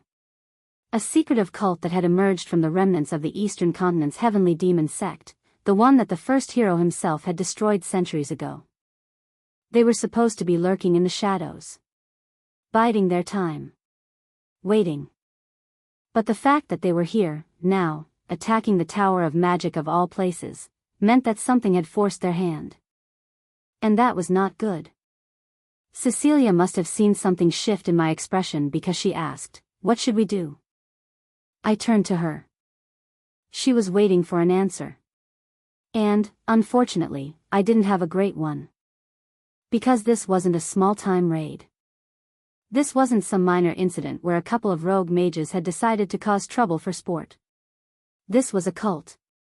And not just any cult, one of the 5 great cults. Even though they had stayed quiet in history, their existence had never been in doubt. Their strength was undeniable. The Tower of Magic was formidable, but even they weren't immune to the threat posed by a well-organized cult operating in secrecy. And we? We were strong, stronger than most students, even stronger than many high-level mages, but there was a very big difference between being strong and being ready. And I had a very bad feeling that whoever had orchestrated this attack was a lot closer to the ready side of things. Cecilia's crimson eyes locked onto mine, steady, expectant. Waiting. But for once, I didn't have a clear answer. And that alone told me just how bad this was. The tower is likely separated, I said, the words feeling heavier the moment they left my mouth. Separated? Cecilia echoed, her brows furrowing. Yeah, I nodded, already piecing together the puzzle in my head. The Tower of Magic is in Avalon, a stone's throw from the Imperial Palace, where your father, a radiant rancor, sits on the throne. There's no way an attack of this scale could happen unless the entire empire was under siege.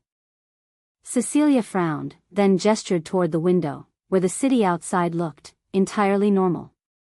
No screaming citizens, no burning buildings, no panic in the streets.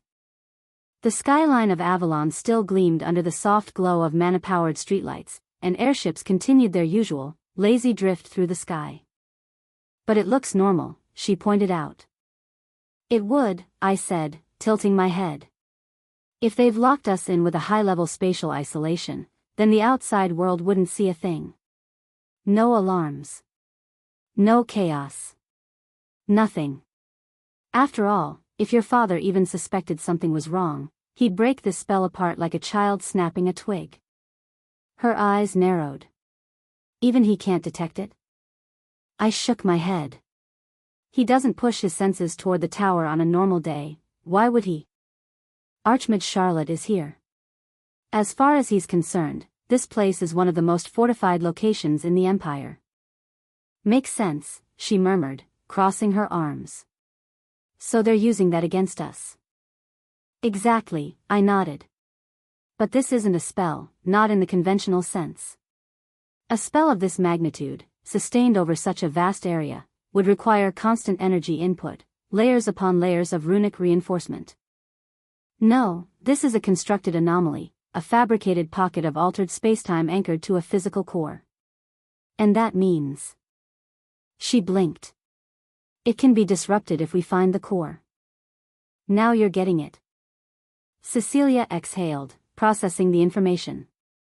Can we do that? She asked, her voice carrying the barest hint of hesitation. I licked my lips, my mind already shifting gears. And then I closed my eyes. And I imagined. The tower's structure, each floor's dimensions, the number of mages inside, their likely positions, the spatial anchors that could feasibly sustain an isolation of this magnitude. Where would I hide the core? I pictured the layers of mana flowing through the tower, the unseen threads connecting its foundation to the rest of Avalon. If the isolation field was truly seamless, that meant it wasn't being cast, it was being held in place.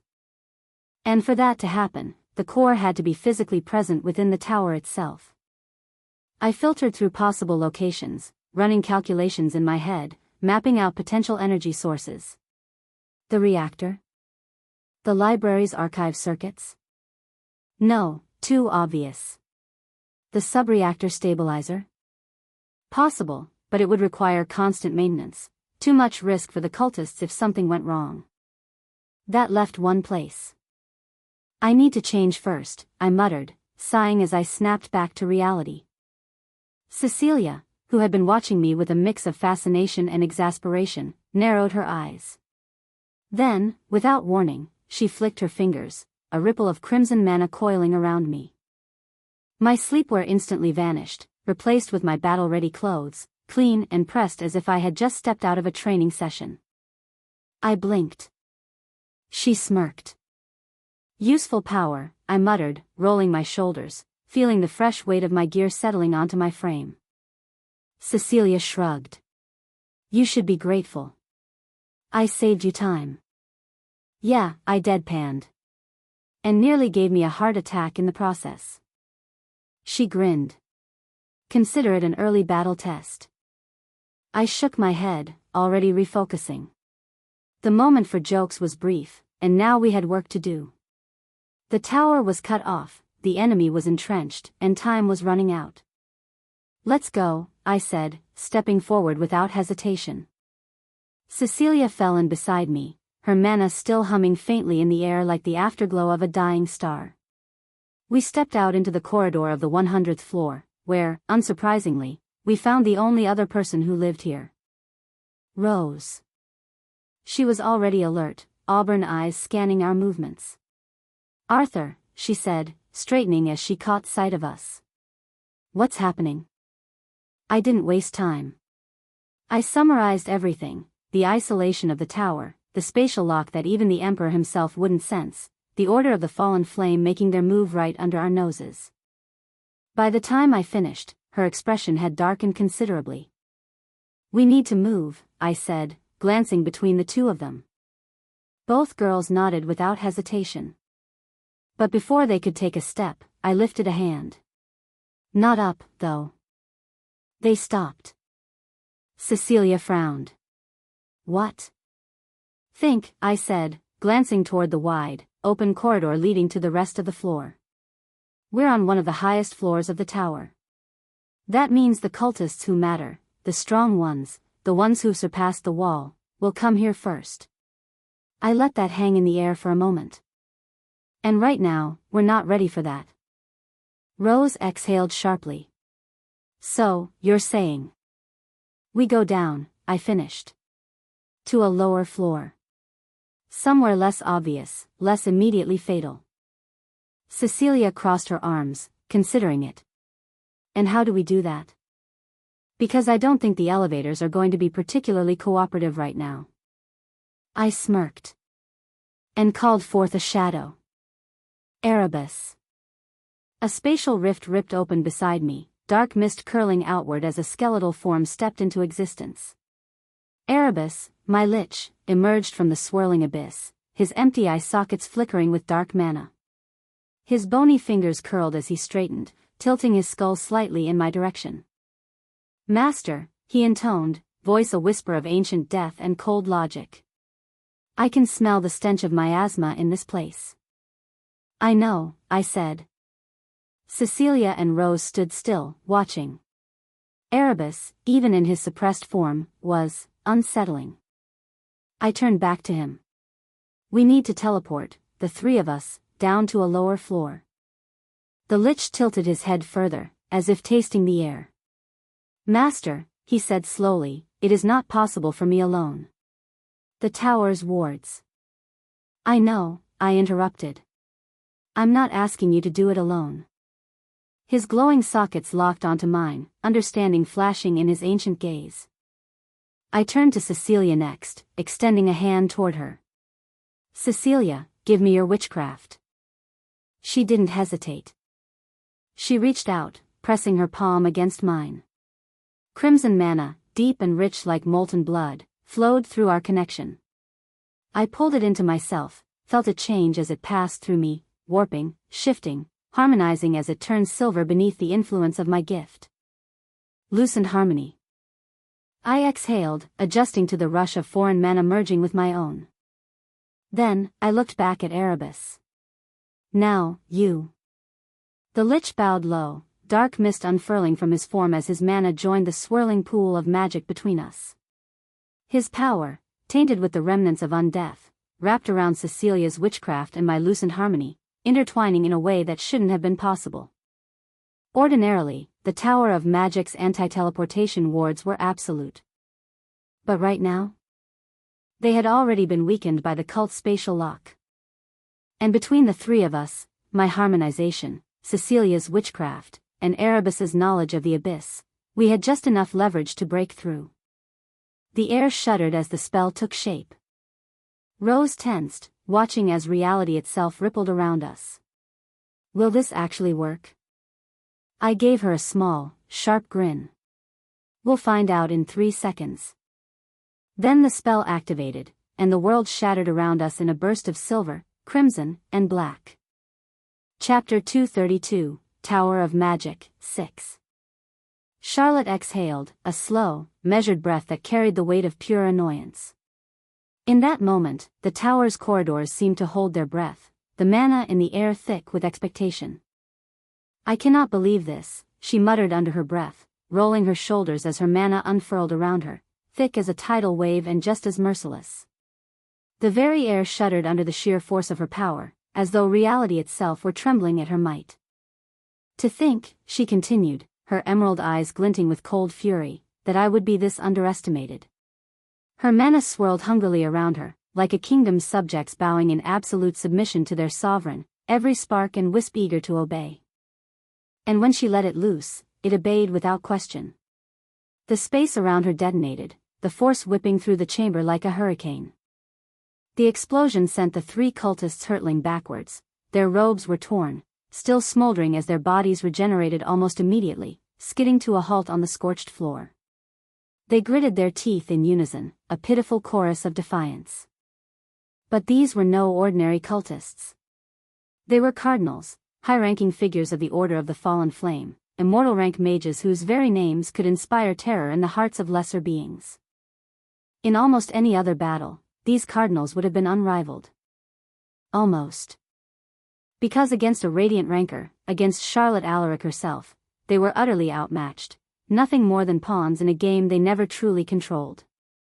Charlotte tilted her head, the glow of her magic flaring even brighter as if to scorn their audacity. Come on, then, she said, her voice edged with a mocking tone that cut through the tension. Is your little pope not here? Her words dripped with disdain, as if to suggest that without their supreme leader, these cardinals were nothing but overgrown children. No answer came from the group. Instead, the cardinals stood firm, their expressions shifting from furious to coldly focused. That subtle change in their demeanor made Charlotte narrow her eyes even further. They're buying time, she realized with a growing sense of both irritation and caution. For all their supposed power and fanaticism, they weren't attacking with the ferocity one might expect. They were stalling, waiting, calculating. Her lips pressed into a thin line. Where the hell is their pope? Charlotte's mind screamed the question as her fingers tightened around her staff. The Order of the Fallen Flame followed a strict hierarchy, its structure eerily reminiscent of the ancient religions of old. At the top sat the Pope, the undisputed leader whose mere presence held sway over all. Beneath the Pope were the cardinals, cultists wielding immortal rank power. Below them, the bishops, each an ascendant ranker with the air of one who had transcended mortal limits, followed by the priests, who reached white and integration rank. And finally, the foot soldiers, the nameless zealots who comprised the bulk of their forces. Charlotte's grip on her staff tightened even further. Whatever, she muttered, raising her arm with a force that made the very ground tremble. The space before her shimmered with raw potential, and then, in a dazzling display of arcane might, collapsed inward as a nine-circle spell took form. It was vast, absolute, the kind of spell that ended wars, that could bring even the mightiest foes to their knees. In that single, terrible moment, the battle would no longer be a mere clash of spells. It would become an execution. Before the spell could tear through the enemy ranks, a voice, light and playful beyond belief in such a dire moment, slithered through the charged air. "Ah, Char, are you bullying my cardinals?" The voice was familiar, disarmingly casual, almost absurd in the context of the carnage. Charlotte's eyes snapped wide, her spell's devastating force abruptly interrupted. The formidable nine-circle spell, a world-breaking torrent of pure, devastating mana, was suddenly snatched away from her grasp. It wasn't countered or deflected, it was simply, inexplicably, deleted. The very waves of her magic curled inward, entangled in an intricate bloom of black roses that had materialized from nowhere. Their petals unfurled with an eerie, liquid grace, and then, with a soft, almost mocking crunch, her spell was gone. Charlotte clenched her teeth, her face contorting with anger. "It's you," she spat, her voice low and dangerous, her grip on her staff tightening as if to shatter it into splinters. From the shadows, a figure stepped forward. Her dark red hair caught the dim glow of the ruined battlefield, and her eyes, deep jade, so strikingly similar to Charlotte's own, gleamed with an unsettling mix of amusement and something far colder. The figure paused, letting her presence be known, and then the truth hit like a bolt of lightning: Evelyn Alaric. The revelation of Evelyn's presence sent a shockwave through the already chaotic scene. For a heartbeat, even the cardinals seemed to pause. Charlotte's expression twisted into a mixture of disbelief and rage. "It is you after all," she growled, her voice dripping with venom. "Evelyn." Evelyn smiled, a sly, knowing grin, and cocked her head to the side in a manner that was both playful and infuriatingly casual, as if she had just knocked over a priceless vase in a moment of mirth rather than treachery. "It's been some time," she mused lazily. "How have you been, sister?" Her tone was light, almost nonchalant, but beneath it lurked a tension that belied the words. Charlotte bristled, her anger mounting. "A traitor like you isn't my sister," she snapped, her voice a blade slicing through ice. The fury in her eyes was as bright as her radiant mana, and it threatened to consume everything in its path. Evelyn pouted, mock offended. "Come on, don't be so mean," she cooed, stepping forward with a swagger that belied the gravity of the moment. Instantly, the air between them crackled with clashing mana, a violent collision of energies, each as potent as the other, twisting and writhing like two apex predators locked in silent war. The energy of their confrontation painted the chamber with flashes of red and green, as if a small, private storm had erupted between them. The three cardinals, caught in the crossfire of this sibling showdown, instinctively backed away, their expressions a mixture of disbelief and self-preservation. They knew better than to meddle in a personal feud of this magnitude. This was no ordinary fight, it was radiant rank against radiant rank, a battle of pride and betrayal, a deeply personal struggle that transcended mere politics. Charlotte's eyes, still blazing with fury, fixed upon Evelyn, the woman who had once been her kin, now her enemy. "Why the hell are you here again?" she demanded, her voice low and menacing. Evelyn's smile remained, though it was tinged with a trace of something almost wistful. "Oh, don't be like that, Char. I have something important I need in the tower." Her tone shifted, a dangerous playfulness mingling with her words. "Honestly though," she continued, her voice dropping to a conspiratorial whisper, "you were quite a bad sister, weren't you? What were you doing with my thing?" The insinuation hung heavy in the air, laden with accusation and old wounds. Charlotte's jaw locked, her eyes narrowing to slits. "You have no humanity left, do you?" she spat, her words as sharp as the edge of a finely honed blade. Evelyn shrugged, a dismissive gesture that seemed to mock any sense of remorse. "Well," she said softly, her voice honeyed but devoid of true warmth, "I guess not." For a moment, silence reigned, a tense, brittle calm that was the precursor to the inevitable storm. The air around the two sisters vibrated with unsaid words and ancient grudges. Their mana swirled in turbulent patterns, colliding in midair as if the very fabric of magic were straining under the weight of their animosity. Shadows danced across the walls, thrown by the erratic light of their clashing power. Then, without warning, the tension broke. Charlotte's staff swung in a wide arc, and Evelyn's eyes flashed with icy determination.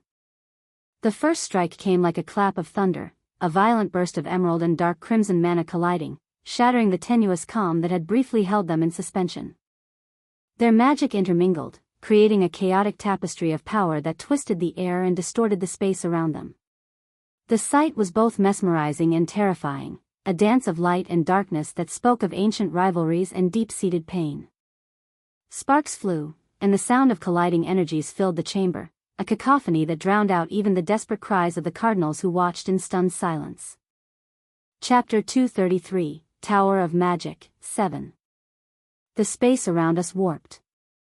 It was an odd, stretching sensation, like being yanked through a too-narrow tunnel at breakneck speed. And then, 3 seconds later, we landed, hard, on the 10th floor.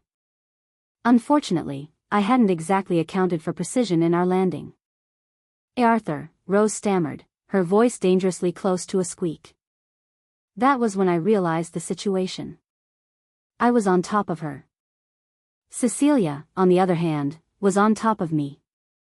In short, it was a pile of limbs, tangled clothing, and very, very compromised personal space. I muttered, registering the exact way my hands had ended up, one pressed against Rose's waist, the other trapped under Cecilia's thigh. Rose's t-shirt rode up slightly, revealing a small rose tattoo on her stomach. That is oddly cute and quite fitting, I thought. Both of them were red-faced, wide-eyed, and glaring at me like they were debating whether murder was a reasonable response. "Sorry," I said, attempting to untangle myself, which, in hindsight, was probably the wrong move. Because the moment I shifted, Rose inhaled sharply. "Don't move." Her voice was quiet. Too quiet. The kind of quiet reserved for either calm meditation or imminent homicide. Which, given the circumstances, could go either way. "I have to," I countered, pushing forward to reach the white panel I'd spotted near us. This, unfortunately, led to further squirming, which only made everything worse. Cecilia groaned, half in exasperation, half in something dangerously close to embarrassment. "Arthur, I swear, if you don't." There was a click as I finally pushed against the panel. The door opened, and a blinding flash of light engulfed the room. The moment the brightness faded, the space around us expanded. "What the hell?" Cecilia muttered, pushing off me and dusting herself off. "A spatially manipulated room," I said, exhaling as I finally stood up properly. Cecilia shot me a glare. "Yeah? Well, that explains absolutely nothing." Ignoring her, I rubbed my thumb against the ring on my finger, summoning my laptop in a flicker of light. Rose, now back on her feet, tilted her head. "What are you doing?" I crouched beside the panel, extracting a thin wire from my smartwatch before connecting it to the device embedded in the wall. A low hum vibrated through the space as mana circuits lit up, pulsing in sync with the data now flowing into my laptop.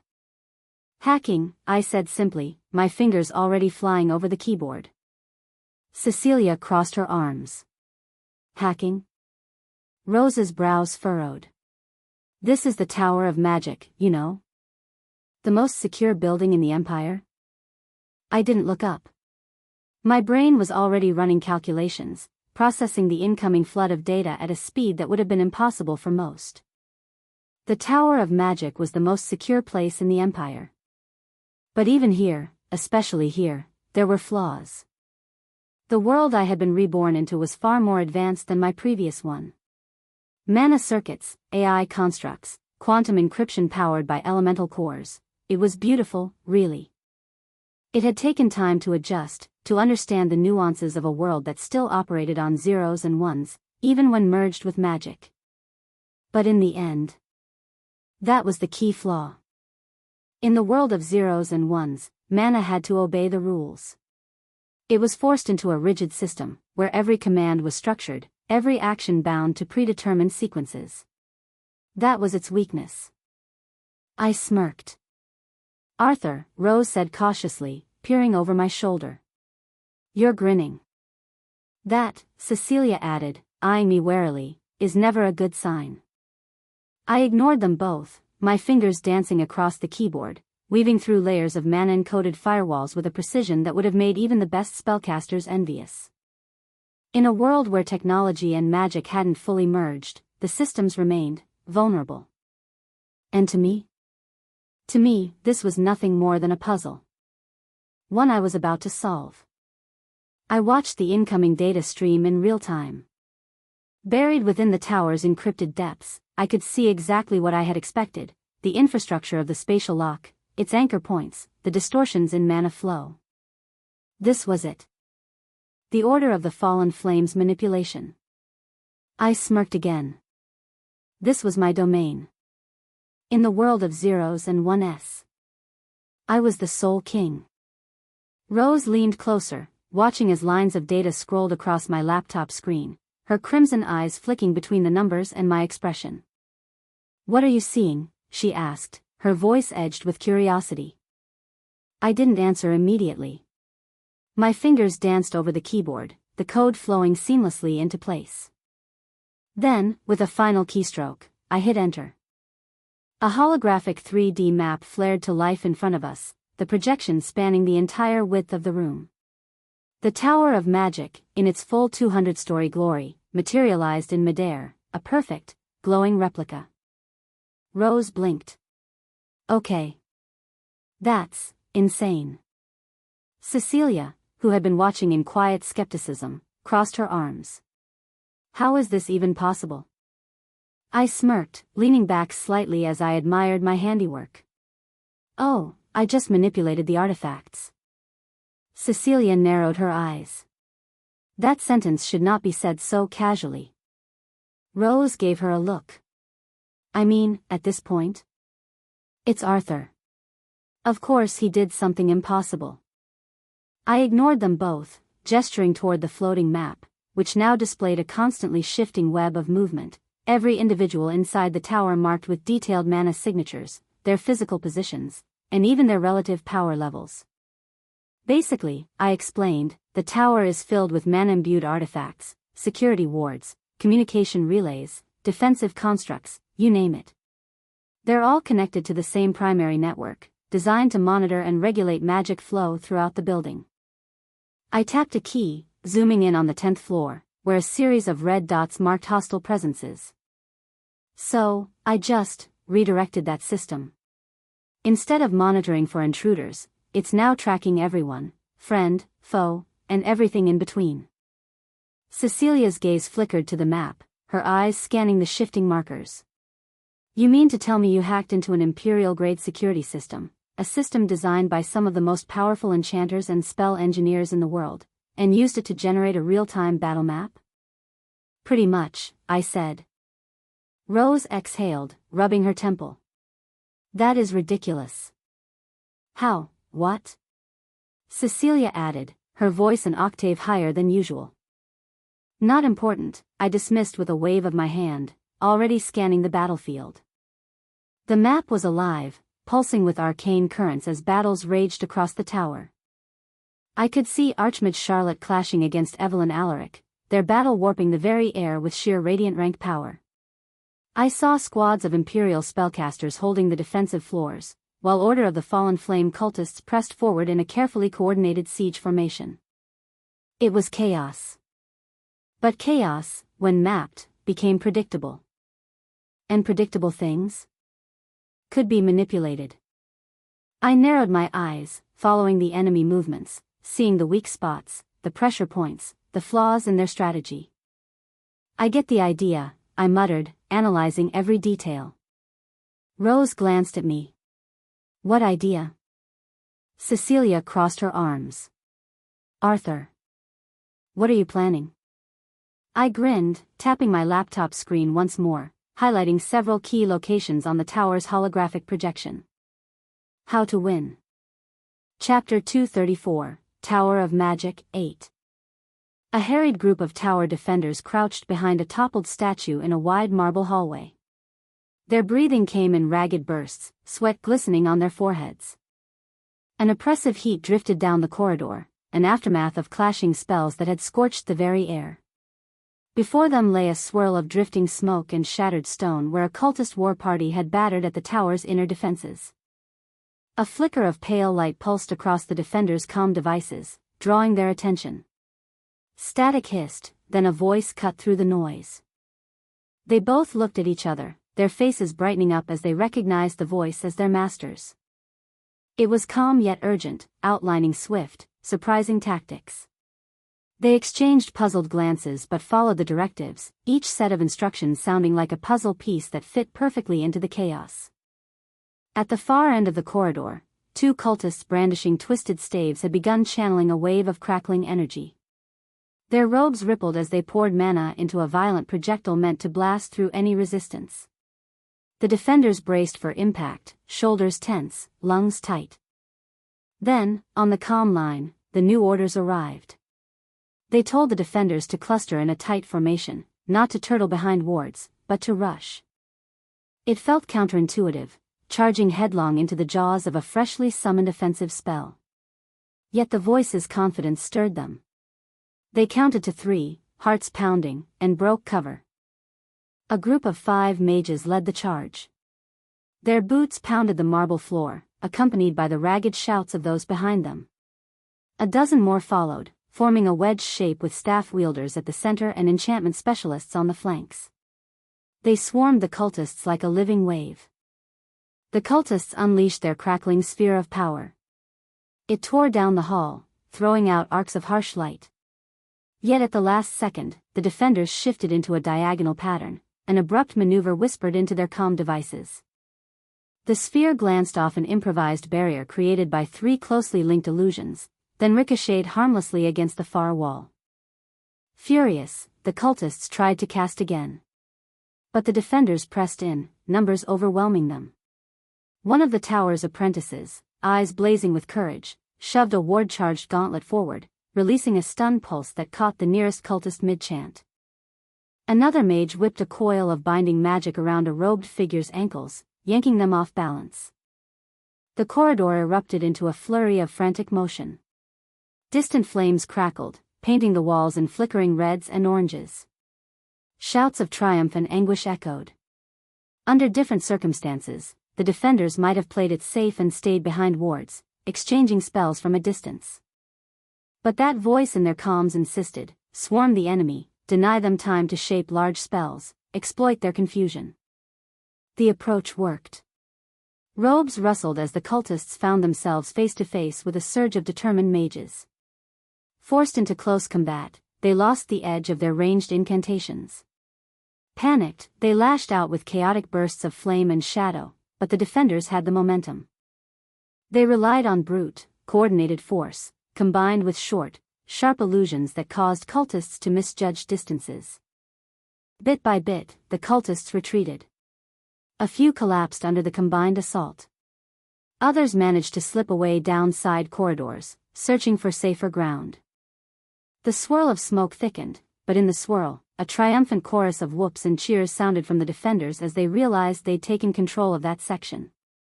Farther along, in a domed antechamber dotted with star-shaped ceiling lights, another batch of tower mages faced a cunning group of cultists wearing masks of polished obsidian. Four masked figures arranged themselves in a circular pattern, chanting in low, guttural tones. Their combined power generated a swirl of black cinders that orbited the chamber like a malevolent halo. The defenders froze, uncertain how to approach this. Then came the voice again, this time telling them to form pairs. Pairs? They blinked at one another, questioning the strategy. But it was said with such unwavering clarity that they obeyed. Each pair approached from a different angle, stepping carefully around the swirling cinders. In pairs, they projected illusions of themselves while brandishing small bursts of disruption magic, tiny arcs of force static. Like choreographed dancers, they moved in and out of the swirling cinders, timing each approach so the illusions drew hostile fire. The real mages ducked under crackling sparks, weaving low amid the chaos to close the distance. Soon, the cultists found themselves under pressure from 6 directions at once. Their circular chant faltered. The black cinders flared in disarray, creating random bursts of heat and light that missed their marks. A disguised enchanter used a quickfire stun on one cultist, while a second mage followed up with a rope of shimmering hex, pulling them down. The black cinders vanished. The cultists, seeing their formation shattered, abandoned that post and melted into the side passages. Another victory. Another instance of swarming, illusions, and cunning that outpaced raw destructive power. These small clashes repeated across the tower's labyrinth. In the library corridor, where rows of floating shelves hummed with enchantments, defenders followed unexpected instructions telling them to lure cultists between the shelves, then trigger illusions of collapsing aisles. Taken by surprise, the robed intruders panicked, seeing towering shelves come crashing down in what appeared to be a lethal avalanche of books. The illusions had no physical force, but the confusion it caused left them wide open to stun bursts and physical takedowns. Elsewhere, near the tower's alchemical labs, a group of advanced mages used illusions in a different way, projecting false images of doorways that led nowhere. Cultists rushed through them, only to find themselves in cramped alcoves or dead ends. Mages then swarmed from all sides, layering binding spells and tranquilizing potions.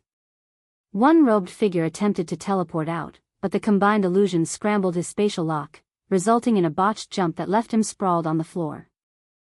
Throughout these pockets of battle, a single thread linked the defenders' success: timely, precise orders whispered into their calm minds. As the minutes crawled by, the cultists found themselves steadily squeezed. They lost ground in the library, in the sub-level labs, in high balconies overlooking the city. Reports filtered through the comms of squads of zealots forced into a frantic retreat, or pinned down by illusions so convincing they dared not move for fear of a non-existent avalanche or collapsing floor. In one particularly cramped hallway, 2 robed figures clashed with a half-dozen mages. Flames and illusions spiraled overhead, scorching the stone ceiling. Under normal circumstances, the cultists might have driven the defenders back with withering spells. But the defenders rushed them in pairs from opposite ends, as though reading from an identical script. They unleashed a wave of chilling magic from one side, a flurry of illusions from the other. The cultists jerked in confusion, turned too late, and caught a half-dozen stun bolts all at once. They collapsed, their battered forms smoking. The defenders sank to their knees, exhausted, relief flickering across their faces. Another success. Another corridor reclaimed. Along the tower's grand staircase, usually a place of solemn reflection, lined with portraits of great mages, fierce combat raged for nearly 10 minutes. The cultists tried a last-ditch stand there, attempting to control the heart of the tower. They bombarded the approaching defenders with swirling arcs of shadow-laced wind, toppling statues and warping the steps themselves.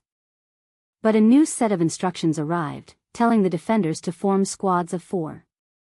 Each squad was to take a different landing, converging from multiple elevations at once.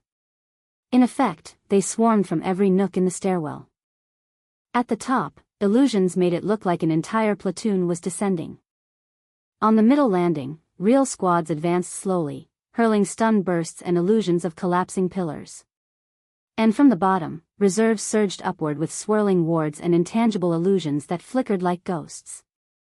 The cultists struggled to see through the multi-tiered assault. Their spells ricocheted off illusions or crashed into wards, and soon they realized they were trapped in the center with foes above and below. Panic took hold. Several tried to break away, only to run into illusions that disguised exits. Another fired a powerful beam of black fire, only to have it fizzle against a conjured image of a reflective wall. Each escape route slammed shut, courtesy of illusions layered with cunning timing. By the time the dust settled, the cultists had either fallen or vanished into the hidden corners of the tower, leaving the staircase littered with cracked stone and the echo of victory cries. Across the tower, the corridors flickered with the aftermath of each small skirmish. Tattered robes lay discarded, and the faint stench of burnt mana clung to the walls. Yet the defenders' morale soared. They no longer felt cornered, no longer outmaneuvered. Step by step, corridor by corridor, they reclaimed the tower's labyrinthine depths. Eventually, pockets of cultist resistance collapsed in on themselves. Reports trickled in of disorganized retreat. Some robed figures managed to flee to upper floors, trying to regroup. Others simply surrendered, drained of mana and will.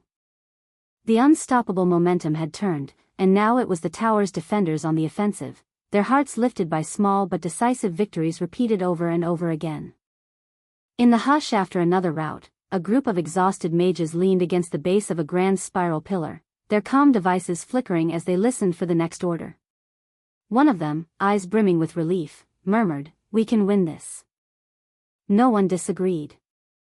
Chapter 235, Tower of Magic, 9. What the hell is this? Cecilia thought. She stared at the scene before her, failing, to process it. The Tower of Magic was one of the most secure buildings on the planet, well renowned for its technological infrastructure. Arcane encryption, security protocols designed by some of the most brilliant minds in human history, surveillance systems capable of tracking mana signatures down to the finest detail. And yet, a boy, not a battle-hardened mage, not a legendary strategist, but a boy, was shattering through those defenses with nothing but a laptop, a smirk, and the casual arrogance of someone who made the impossible look like child's play. Tens of thousands of mages. Hundreds of floors.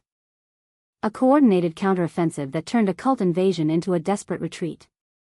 Arthur wasn't just reacting to the chaos, he was controlling it. His fingers danced across the keyboard, issuing rapid, calculated commands through the hacked comms. Every order was met with immediate, almost miraculous results. Entire floors stabilized. Swarms of cultists routed. Tactical groups of defenders moving like they'd trained for this moment their entire lives. Cecilia's brain short-circuited. This was not normal. She was thrown back to a memory she hadn't thought about in a long time, and from when she was about to enter Mythos Academy. She was walking alongside her father in the Imperial Gardens. The air was crisp, scented with the faint perfume of blooming star lilies. Her father, Emperor Quinn Slatemark, walked beside her, hands clasped behind his back, his usual air of quiet dominance settled comfortably over him. "Cecilia, do you know what a genius is?" She had smirked, flipping her golden hair over her shoulder. "Me and you." Her father had laughed, a deep, amused sound, the kind that made people nervous when it came from an emperor. "Yes, yes. We are both considered geniuses by this world. But we aren't true geniuses." She frowned. "What do you mean? Could you take down a gold-grade guild by yourself?" She scoffed. "Of course not. Even a bronze-grade guild?" "No." "Then you're not a genius." She had bristled. "That's ridiculous." Her father's gaze drifted toward the horizon, his voice uncharacteristically soft. Geniuses are ridiculous, Cecilia. That's the entire point. She had glowered. That doesn't make sense. It will, he said, his jade-green eyes sharp with something she couldn't quite name. One day, you will see it. An anomaly. A being so unnatural that their very existence is an insult to logic. A genius so terrifying that effort and talent mean nothing in their presence. Back then, she had dismissed it. After all, how could a 15-year-old take down a guild? That was just a story, a fairy tale told by a man who had spent too long staring down wars. But now, in this very moment, with her own eyes, she saw it. A boy, effortlessly weaponizing the Tower of Magic itself. A boy, turning an entire 5 cults invasion into a game of strategy that he was winning. An anomaly. She had thought herself untouchable. She had grown up believing she was among the elite, one of the most talented prodigies of her generation. But right now, watching Arthur work, she realized something. She had never even understood what a true genius was. I can't interfere in the higher-level battles, Arthur muttered, his voice calm, but edged with frustration. But this should be enough. Cecilia blinked, dragging herself back to the present. Rose crossed her arms. What about the spatial lock? Arthur sighed, rubbing the bridge of his nose. Can't do anything about it. It's anchored to the top floor, where the cult leader is going toe-to-toe with Archmage Charlotte. Cecilia's stomach clenched. That fight. The Order of the Fallen Flames Pope was there. One of the most dangerous figures in the entire world. And we can't do anything, she asked, hating how small her voice sounded. Arthur shook his head. We are nothing more than ants to them. He leaned back, stretching his arms as if he hadn't just outmaneuvered an entire cult's invasion force with a hacked comm system. We need to stay here. This place is safe enough. All right, Rose agreed, her voice steady. Cecilia nodded, but a slight frown tugged at her brows. She sniffed the air, her crimson eyes narrowing. Why is there a floral smell? She muttered. It smells like roses. Arthur inhaled instinctively, his own senses picking up the faint, heady scent of blooming petals. Rose stiffened. Her expression shifted, not confusion, not curiosity, but something else. Something closer to alarm. Before any of them could react, the air rippled. A single black rose appeared in the center of the room, its petals inky, almost liquid, as if they had been plucked from the void itself. Arthur and Cecilia didn't hesitate. Attack first, ask questions later.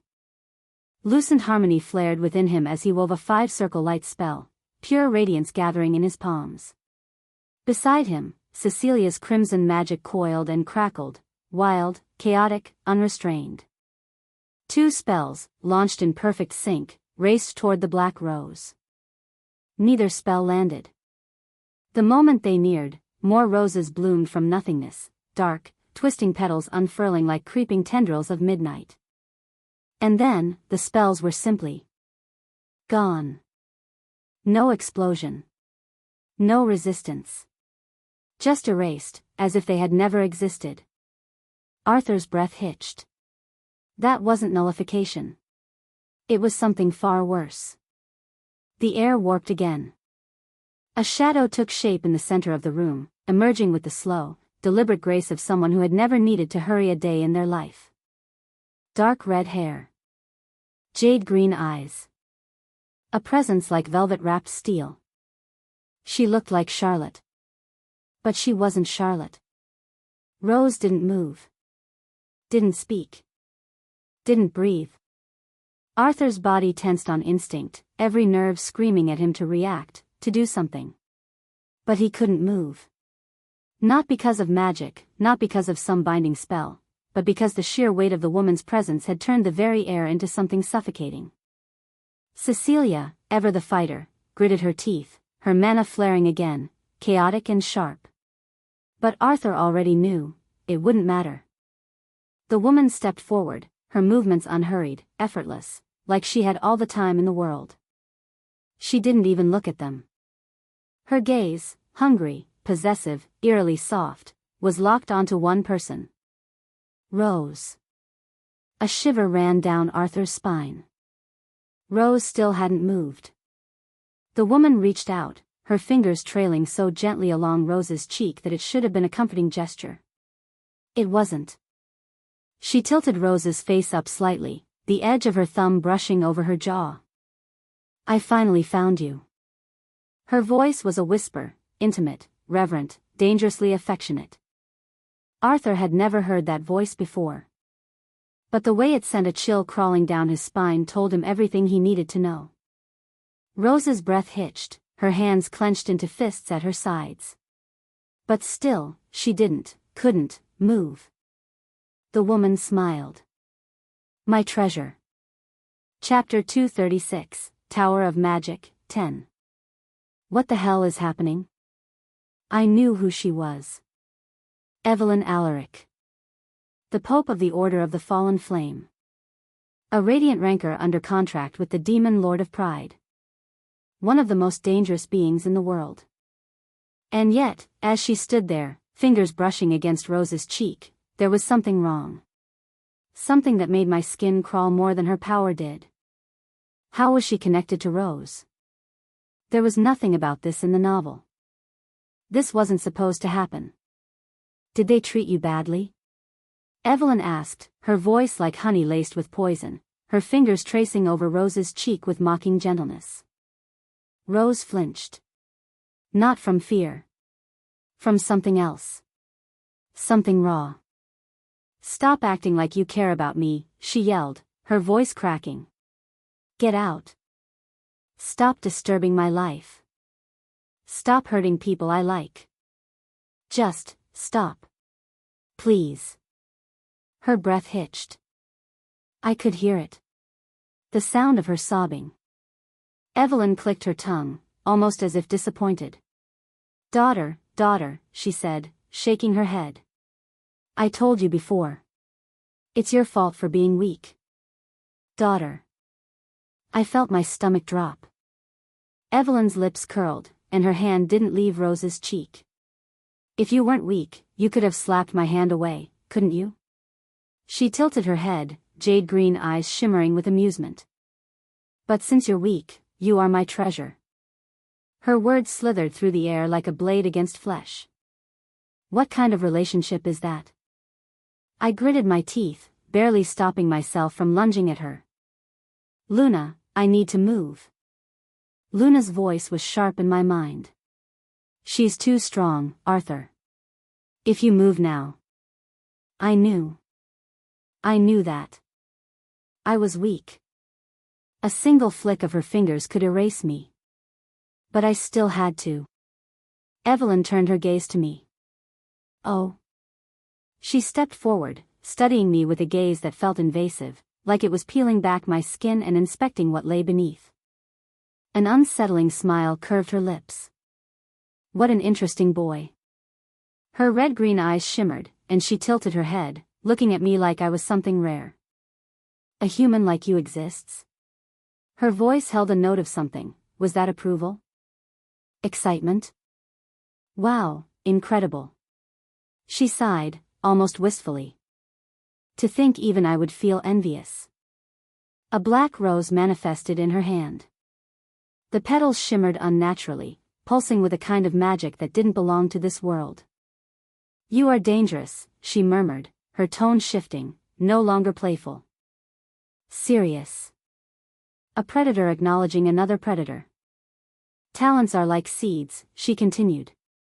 They are easy to crush when young. But when they bloom. She twirled the rose between her fingers. They can be dangerous. She stepped forward. So, she whispered, smiling. I will crush the flower before it can bloom. I tensed, mana already surging through me, but I couldn't move. A chill rushed down my spine. No, it wasn't a spell. It wasn't binding magic or some technique I could break. It was her presence. The sheer weight of it made reality itself hesitate around her. I couldn't move. Cecilia couldn't move.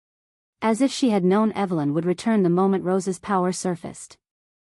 The battle that followed was one so destructive that the land around the Springshaper estate was forever scarred, reduced to glassed earth and crumbling ruins. Evelyn, furious at the realization that her daughter was stronger than her, demanded Rose be given to her. Charlotte refused. The battle that followed shook the skies.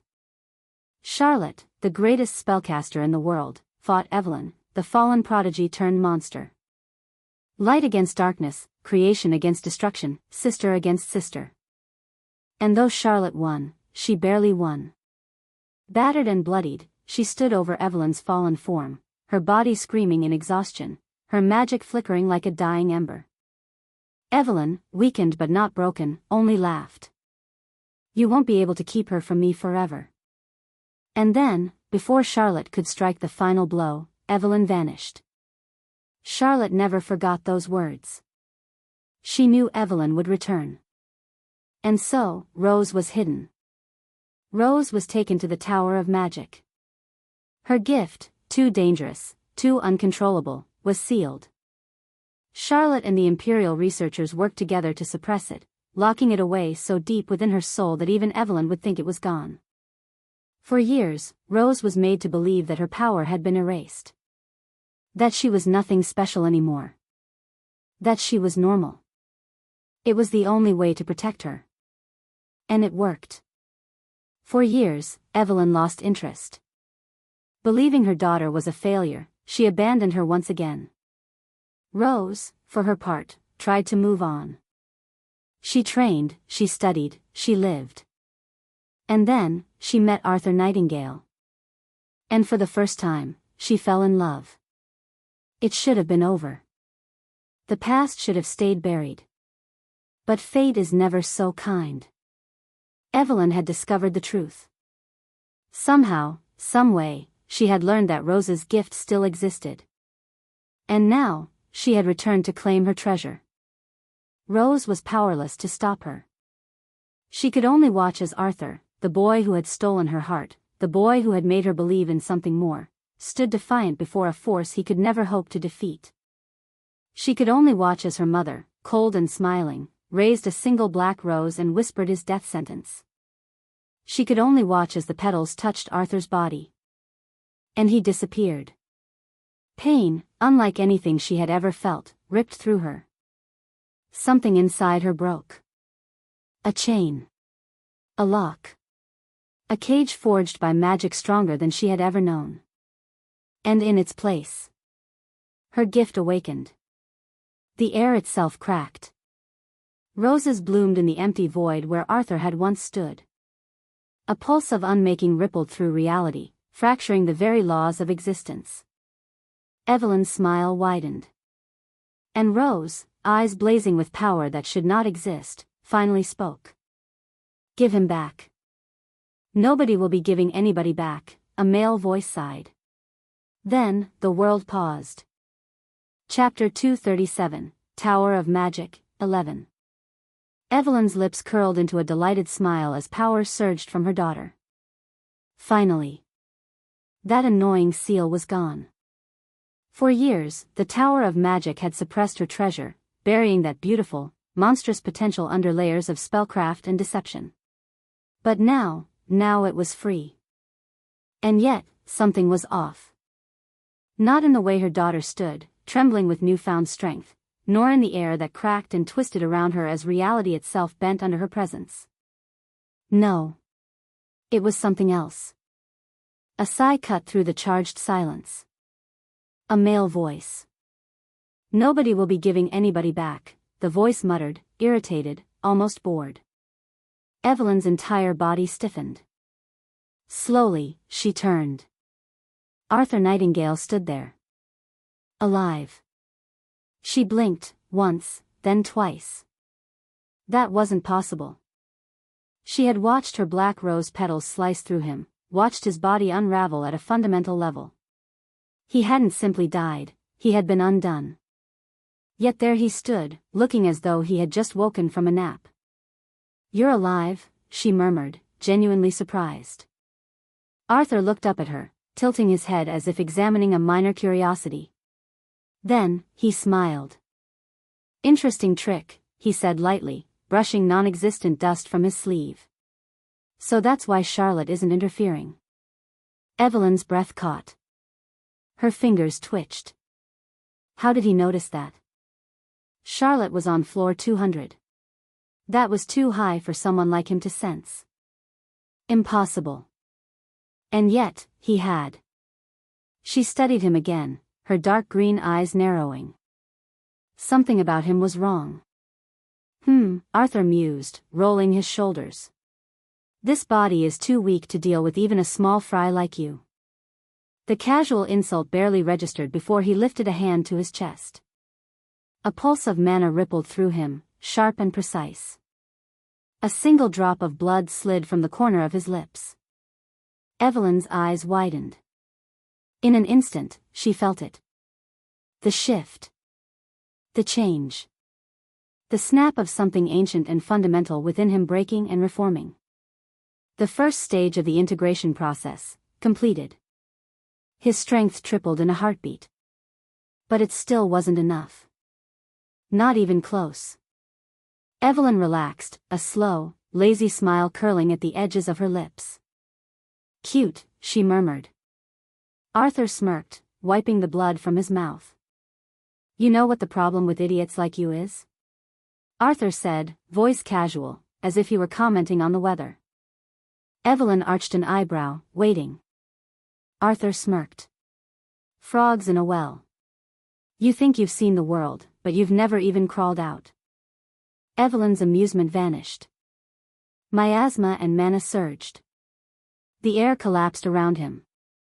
Her attack wasn't just fast, it was beyond what someone at Arthur's level should even be able to perceive. It was the kind of overwhelming force that erased lesser beings from existence before they even knew they had died. There was no chance for him to dodge. No time. No possibility. And then. The attack was cut. Slashed apart. Effortlessly. Evelyn stilled. Her pupils shrunk. That shouldn't be possible. She stared at the place where her magic had been, where it had once surged forward, a force of destruction that could have obliterated an army. Now it was scattered, severed, undone. Not blocked. Not countered. Cut. Sword unity, she whispered, a chill creeping down her spine. What the hell? Sword unity, the pinnacle of swordsmanship, the final mastery beyond all blade techniques. A power that only Radiant rank sword masters could grasp. And Arthur was using it? That was impossible. No, not just impossible, absurd. Arthur twirled his sword, testing the weight, looking vaguely bored. Don't be surprised yet, he said, flashing her a grin that was far too confident for someone facing a Radiant ranker. The battle is just beginning.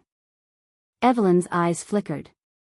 She moved, a blur of black roses and miasma, an instant before Arthur lunged forward. And then. A third force erupted between them. Light exploded, searing through the battlefield like a falling star. A staff struck the ground, sending out a shockwave of mana so powerful the air itself shuddered. Evelyn was forced to leap back. Arthur skidded to a stop, blinking against the sudden flare of magic. And then. A familiar voice rang out, sharp and irritated. You know, I turn my back for 1 minute, and you try to die. Arthur exhaled. Charlotte. Charlotte Alaric stood there, radiant, furious, and very, very done with everyone's nonsense. Her emerald eyes locked onto Evelyn. Sister, she said coldly. Evelyn laughed, taking a slow step back. Ah, there she is, she drawled. The prodigy. The strongest spellcaster in the world. Charlotte didn't look amused. I don't have time for your games, Evelyn. Evelyn tilted her head. Oh. But I was just about to take my little treasure back. Charlotte's expression darkened. Like hell you were. And then, the real battle began. Power clashed, but the outcome was never in doubt. It was a battle between Radiant rankers. Light against darkness. Precision against chaos. Charlotte against Evelyn. Magic ruptured the air, warping the very space around them. Evelyn's attacks came in waves of black roses, blooming with eerie, twisting power, their petals sharp enough to slice through reality. Miasma churned, forming tendrils of darkness that lashed at the tower's very foundations. Charlotte didn't falter. Her magic was pure, controlled. She wielded spells without hesitation, layering defensive formations and countering every one of Evelyn's twisted distortions. But even as she fought, her gaze flickered to Arthur. He was still standing. But barely. Blood dripped from his lips. His breathing was uneven. The backlash from whatever he had done was beginning to catch up to him. And then, he collapsed. Charlotte was there before he hit the ground. She caught him, her arms wrapping around his collapsing form as his consciousness faded. Arthur. Her heart stopped for half a second, her breath catching. He was alive. Barely. But whatever insanity he had pulled off had drained him completely. Evelyn stood a few feet away, watching them, her jade-green eyes unreadable. Then, she smiled. Not in amusement. Not in mockery. Something else. Something colder. A monster, she whispered, her gaze locked on Arthur's unconscious form. Charlotte's arms tightened around him. Evelyn exhaled, brushing a strand of dark red hair behind her ear. No matter, she murmured, already stepping away. He's not ready yet. The air twisted. Dark roses bloomed in her wake. And then, she was gone. Silence fell. The battle was over. But Charlotte knew, this was far from the end. Arthur lay limp in her arms, his body still trembling from the strain of his sudden advancement. Across from them, Rose had collapsed where she stood, her breathing unsteady. Cecilia, too, had fallen, her body finally giving in to exhaustion. They had survived. Charlotte exhaled, rolling her shoulders as she surveyed the battlefield. The last of the cultists had retreated, their presence erased from the Tower of Magic. The spatial lock, a twisted, high-level distortion that had caged them inside, was now nothing more than residual energy fading into the ether. Charlotte had undone it with ease. Finally done, she muttered, rubbing her temple.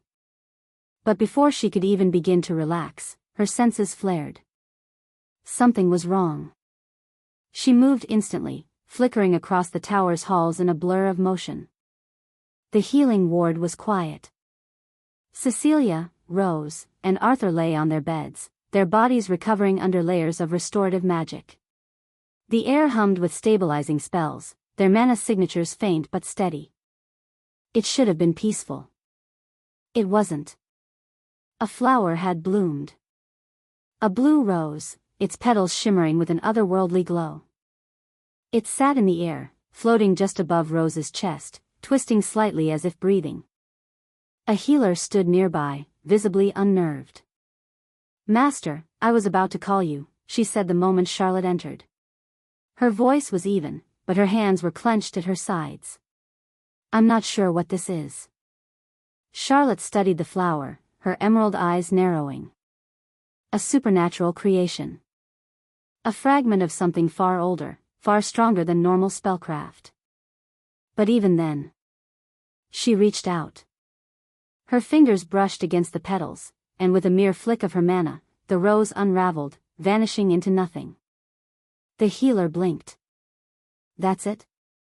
Charlotte sighed. "It's just her gift.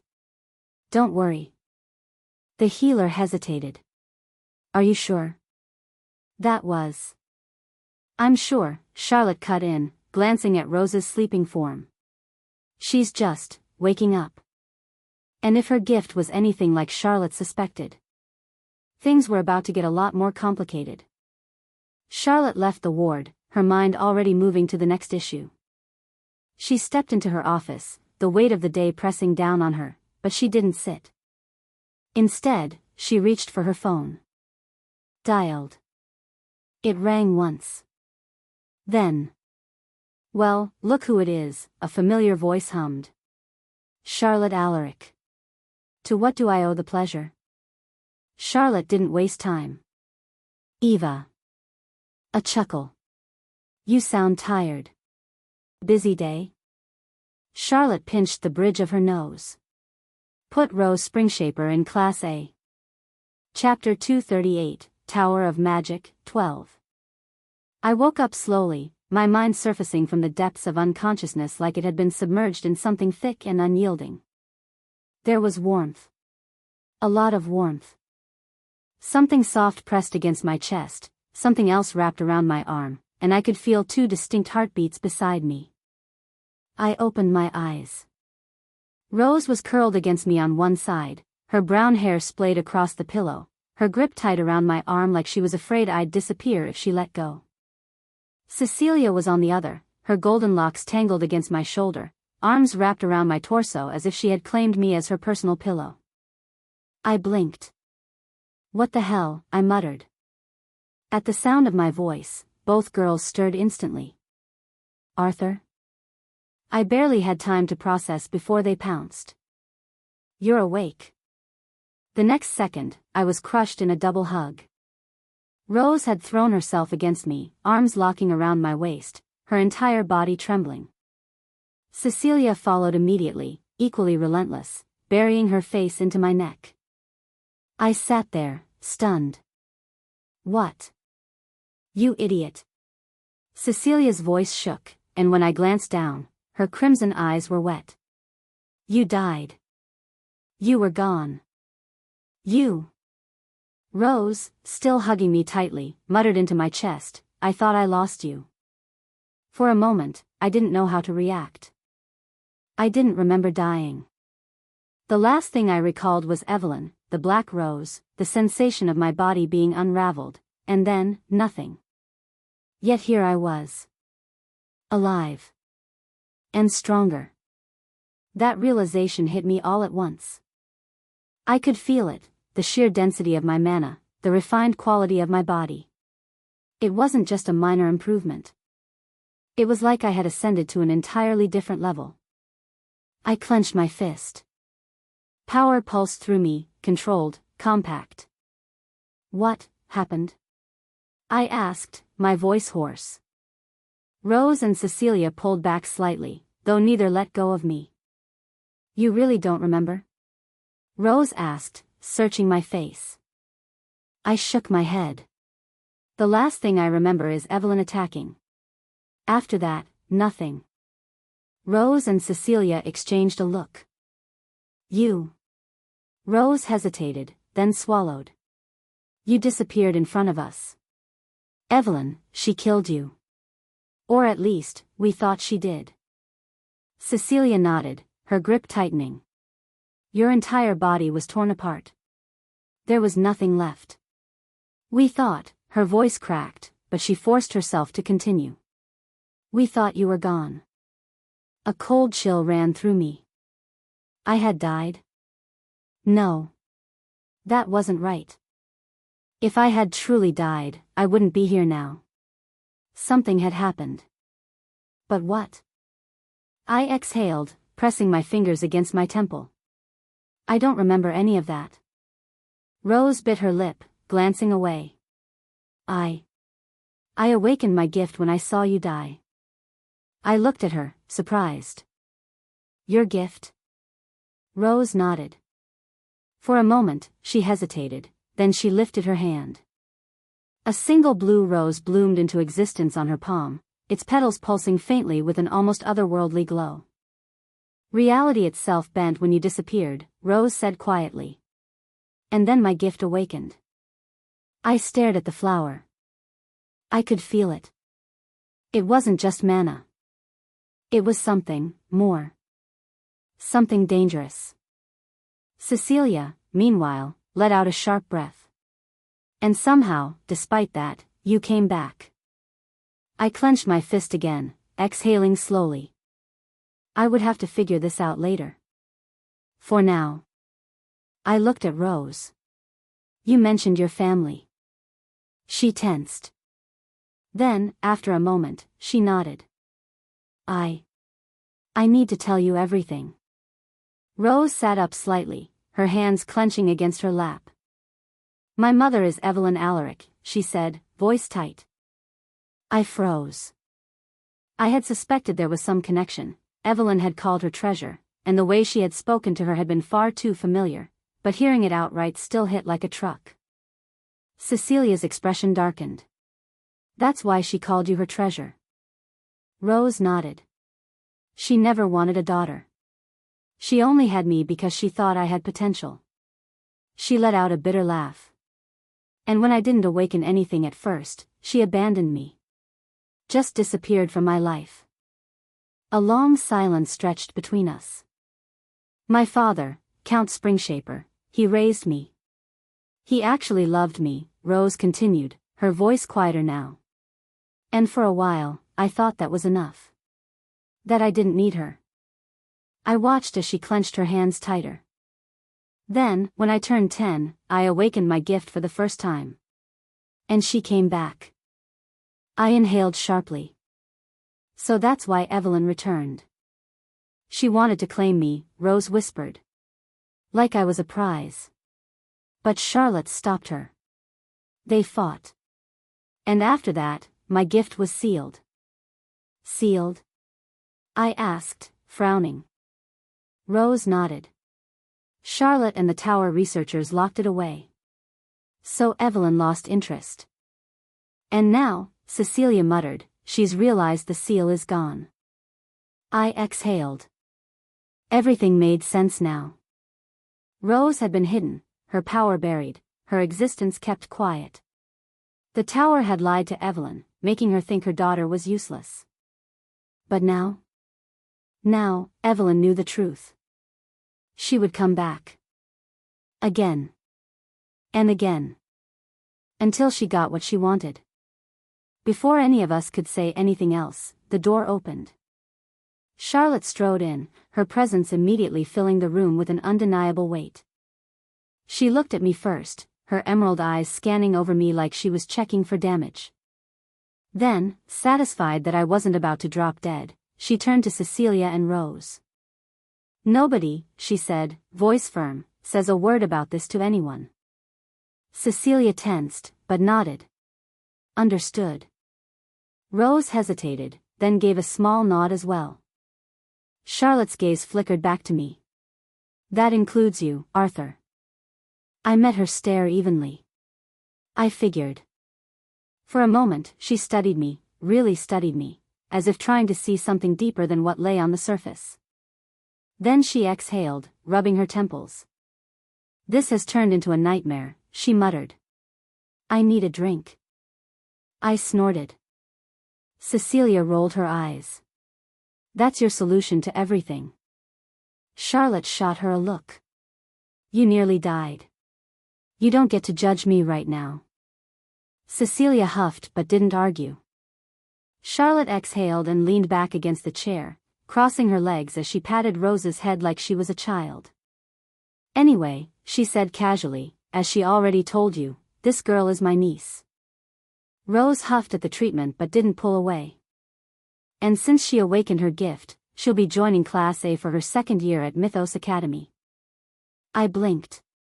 Wait, you're not sealing it again? Charlotte sighed, rubbing her temple. Impossible. Why? Cecilia asked, her brows furrowing. Gifts are supernatural powers, Charlotte explained. The only reason we managed to suppress hers before was because she was young, still in the early stages of development. Now that she's grown, so has the gift. It's impossible to seal now. Cecilia crossed her arms. Then what's stopping Evelyn from just attacking Mythos Academy? A valid concern. Evelyn had proven she didn't care about rules. I know the headmaster is a radiant ranker, Cecilia continued, but still. Charlotte's lips curled. I'm not stupid, she said simply. Cecilia and Rose exchanged a look. Don't worry, Charlotte added, I have a plan. That didn't reassure me at all.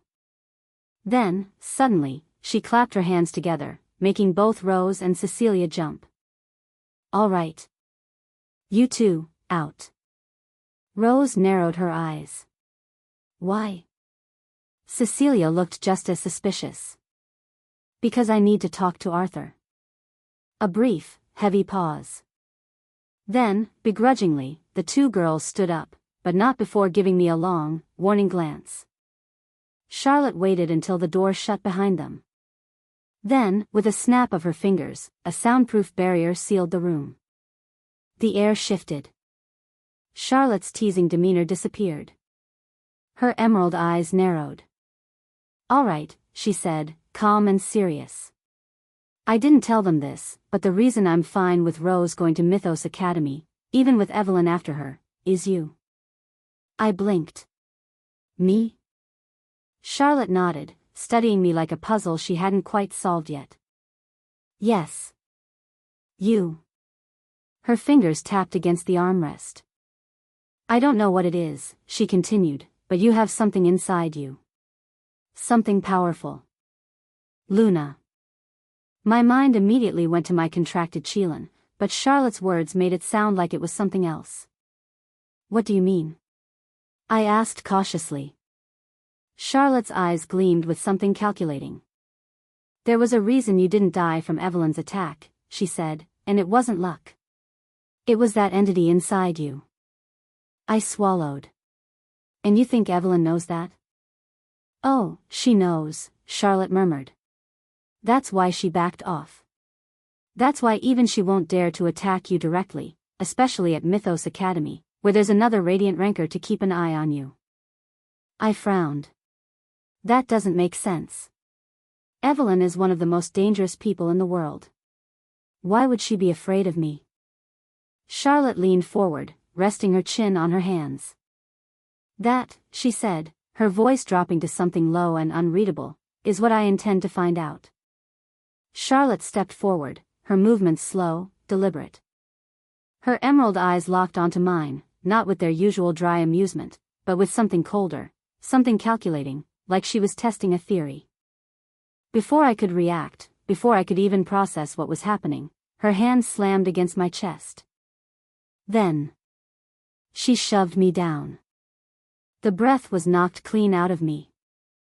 I barely had time to inhale before an overwhelming pressure bore down, pinning me to the bed with a force that made my vision blur at the edges. It wasn't magic. It wasn't some elaborate spell. It was pure, unfiltered dominance, a Radiant Ranker's weight pressing against something far weaker. Charlotte leaned in, her voice a whisper of steel.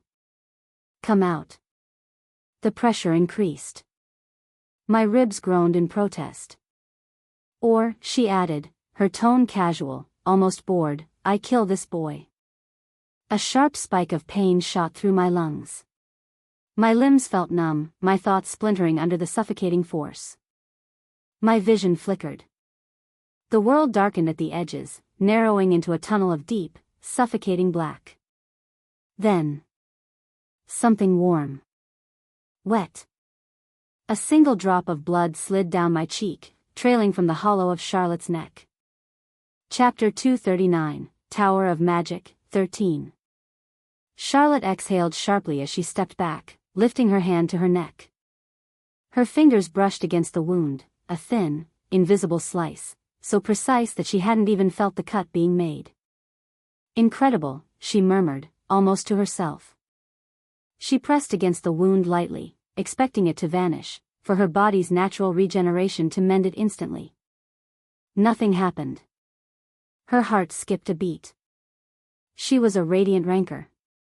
Her regeneration was leagues beyond mortals, beyond even immortal Rankers.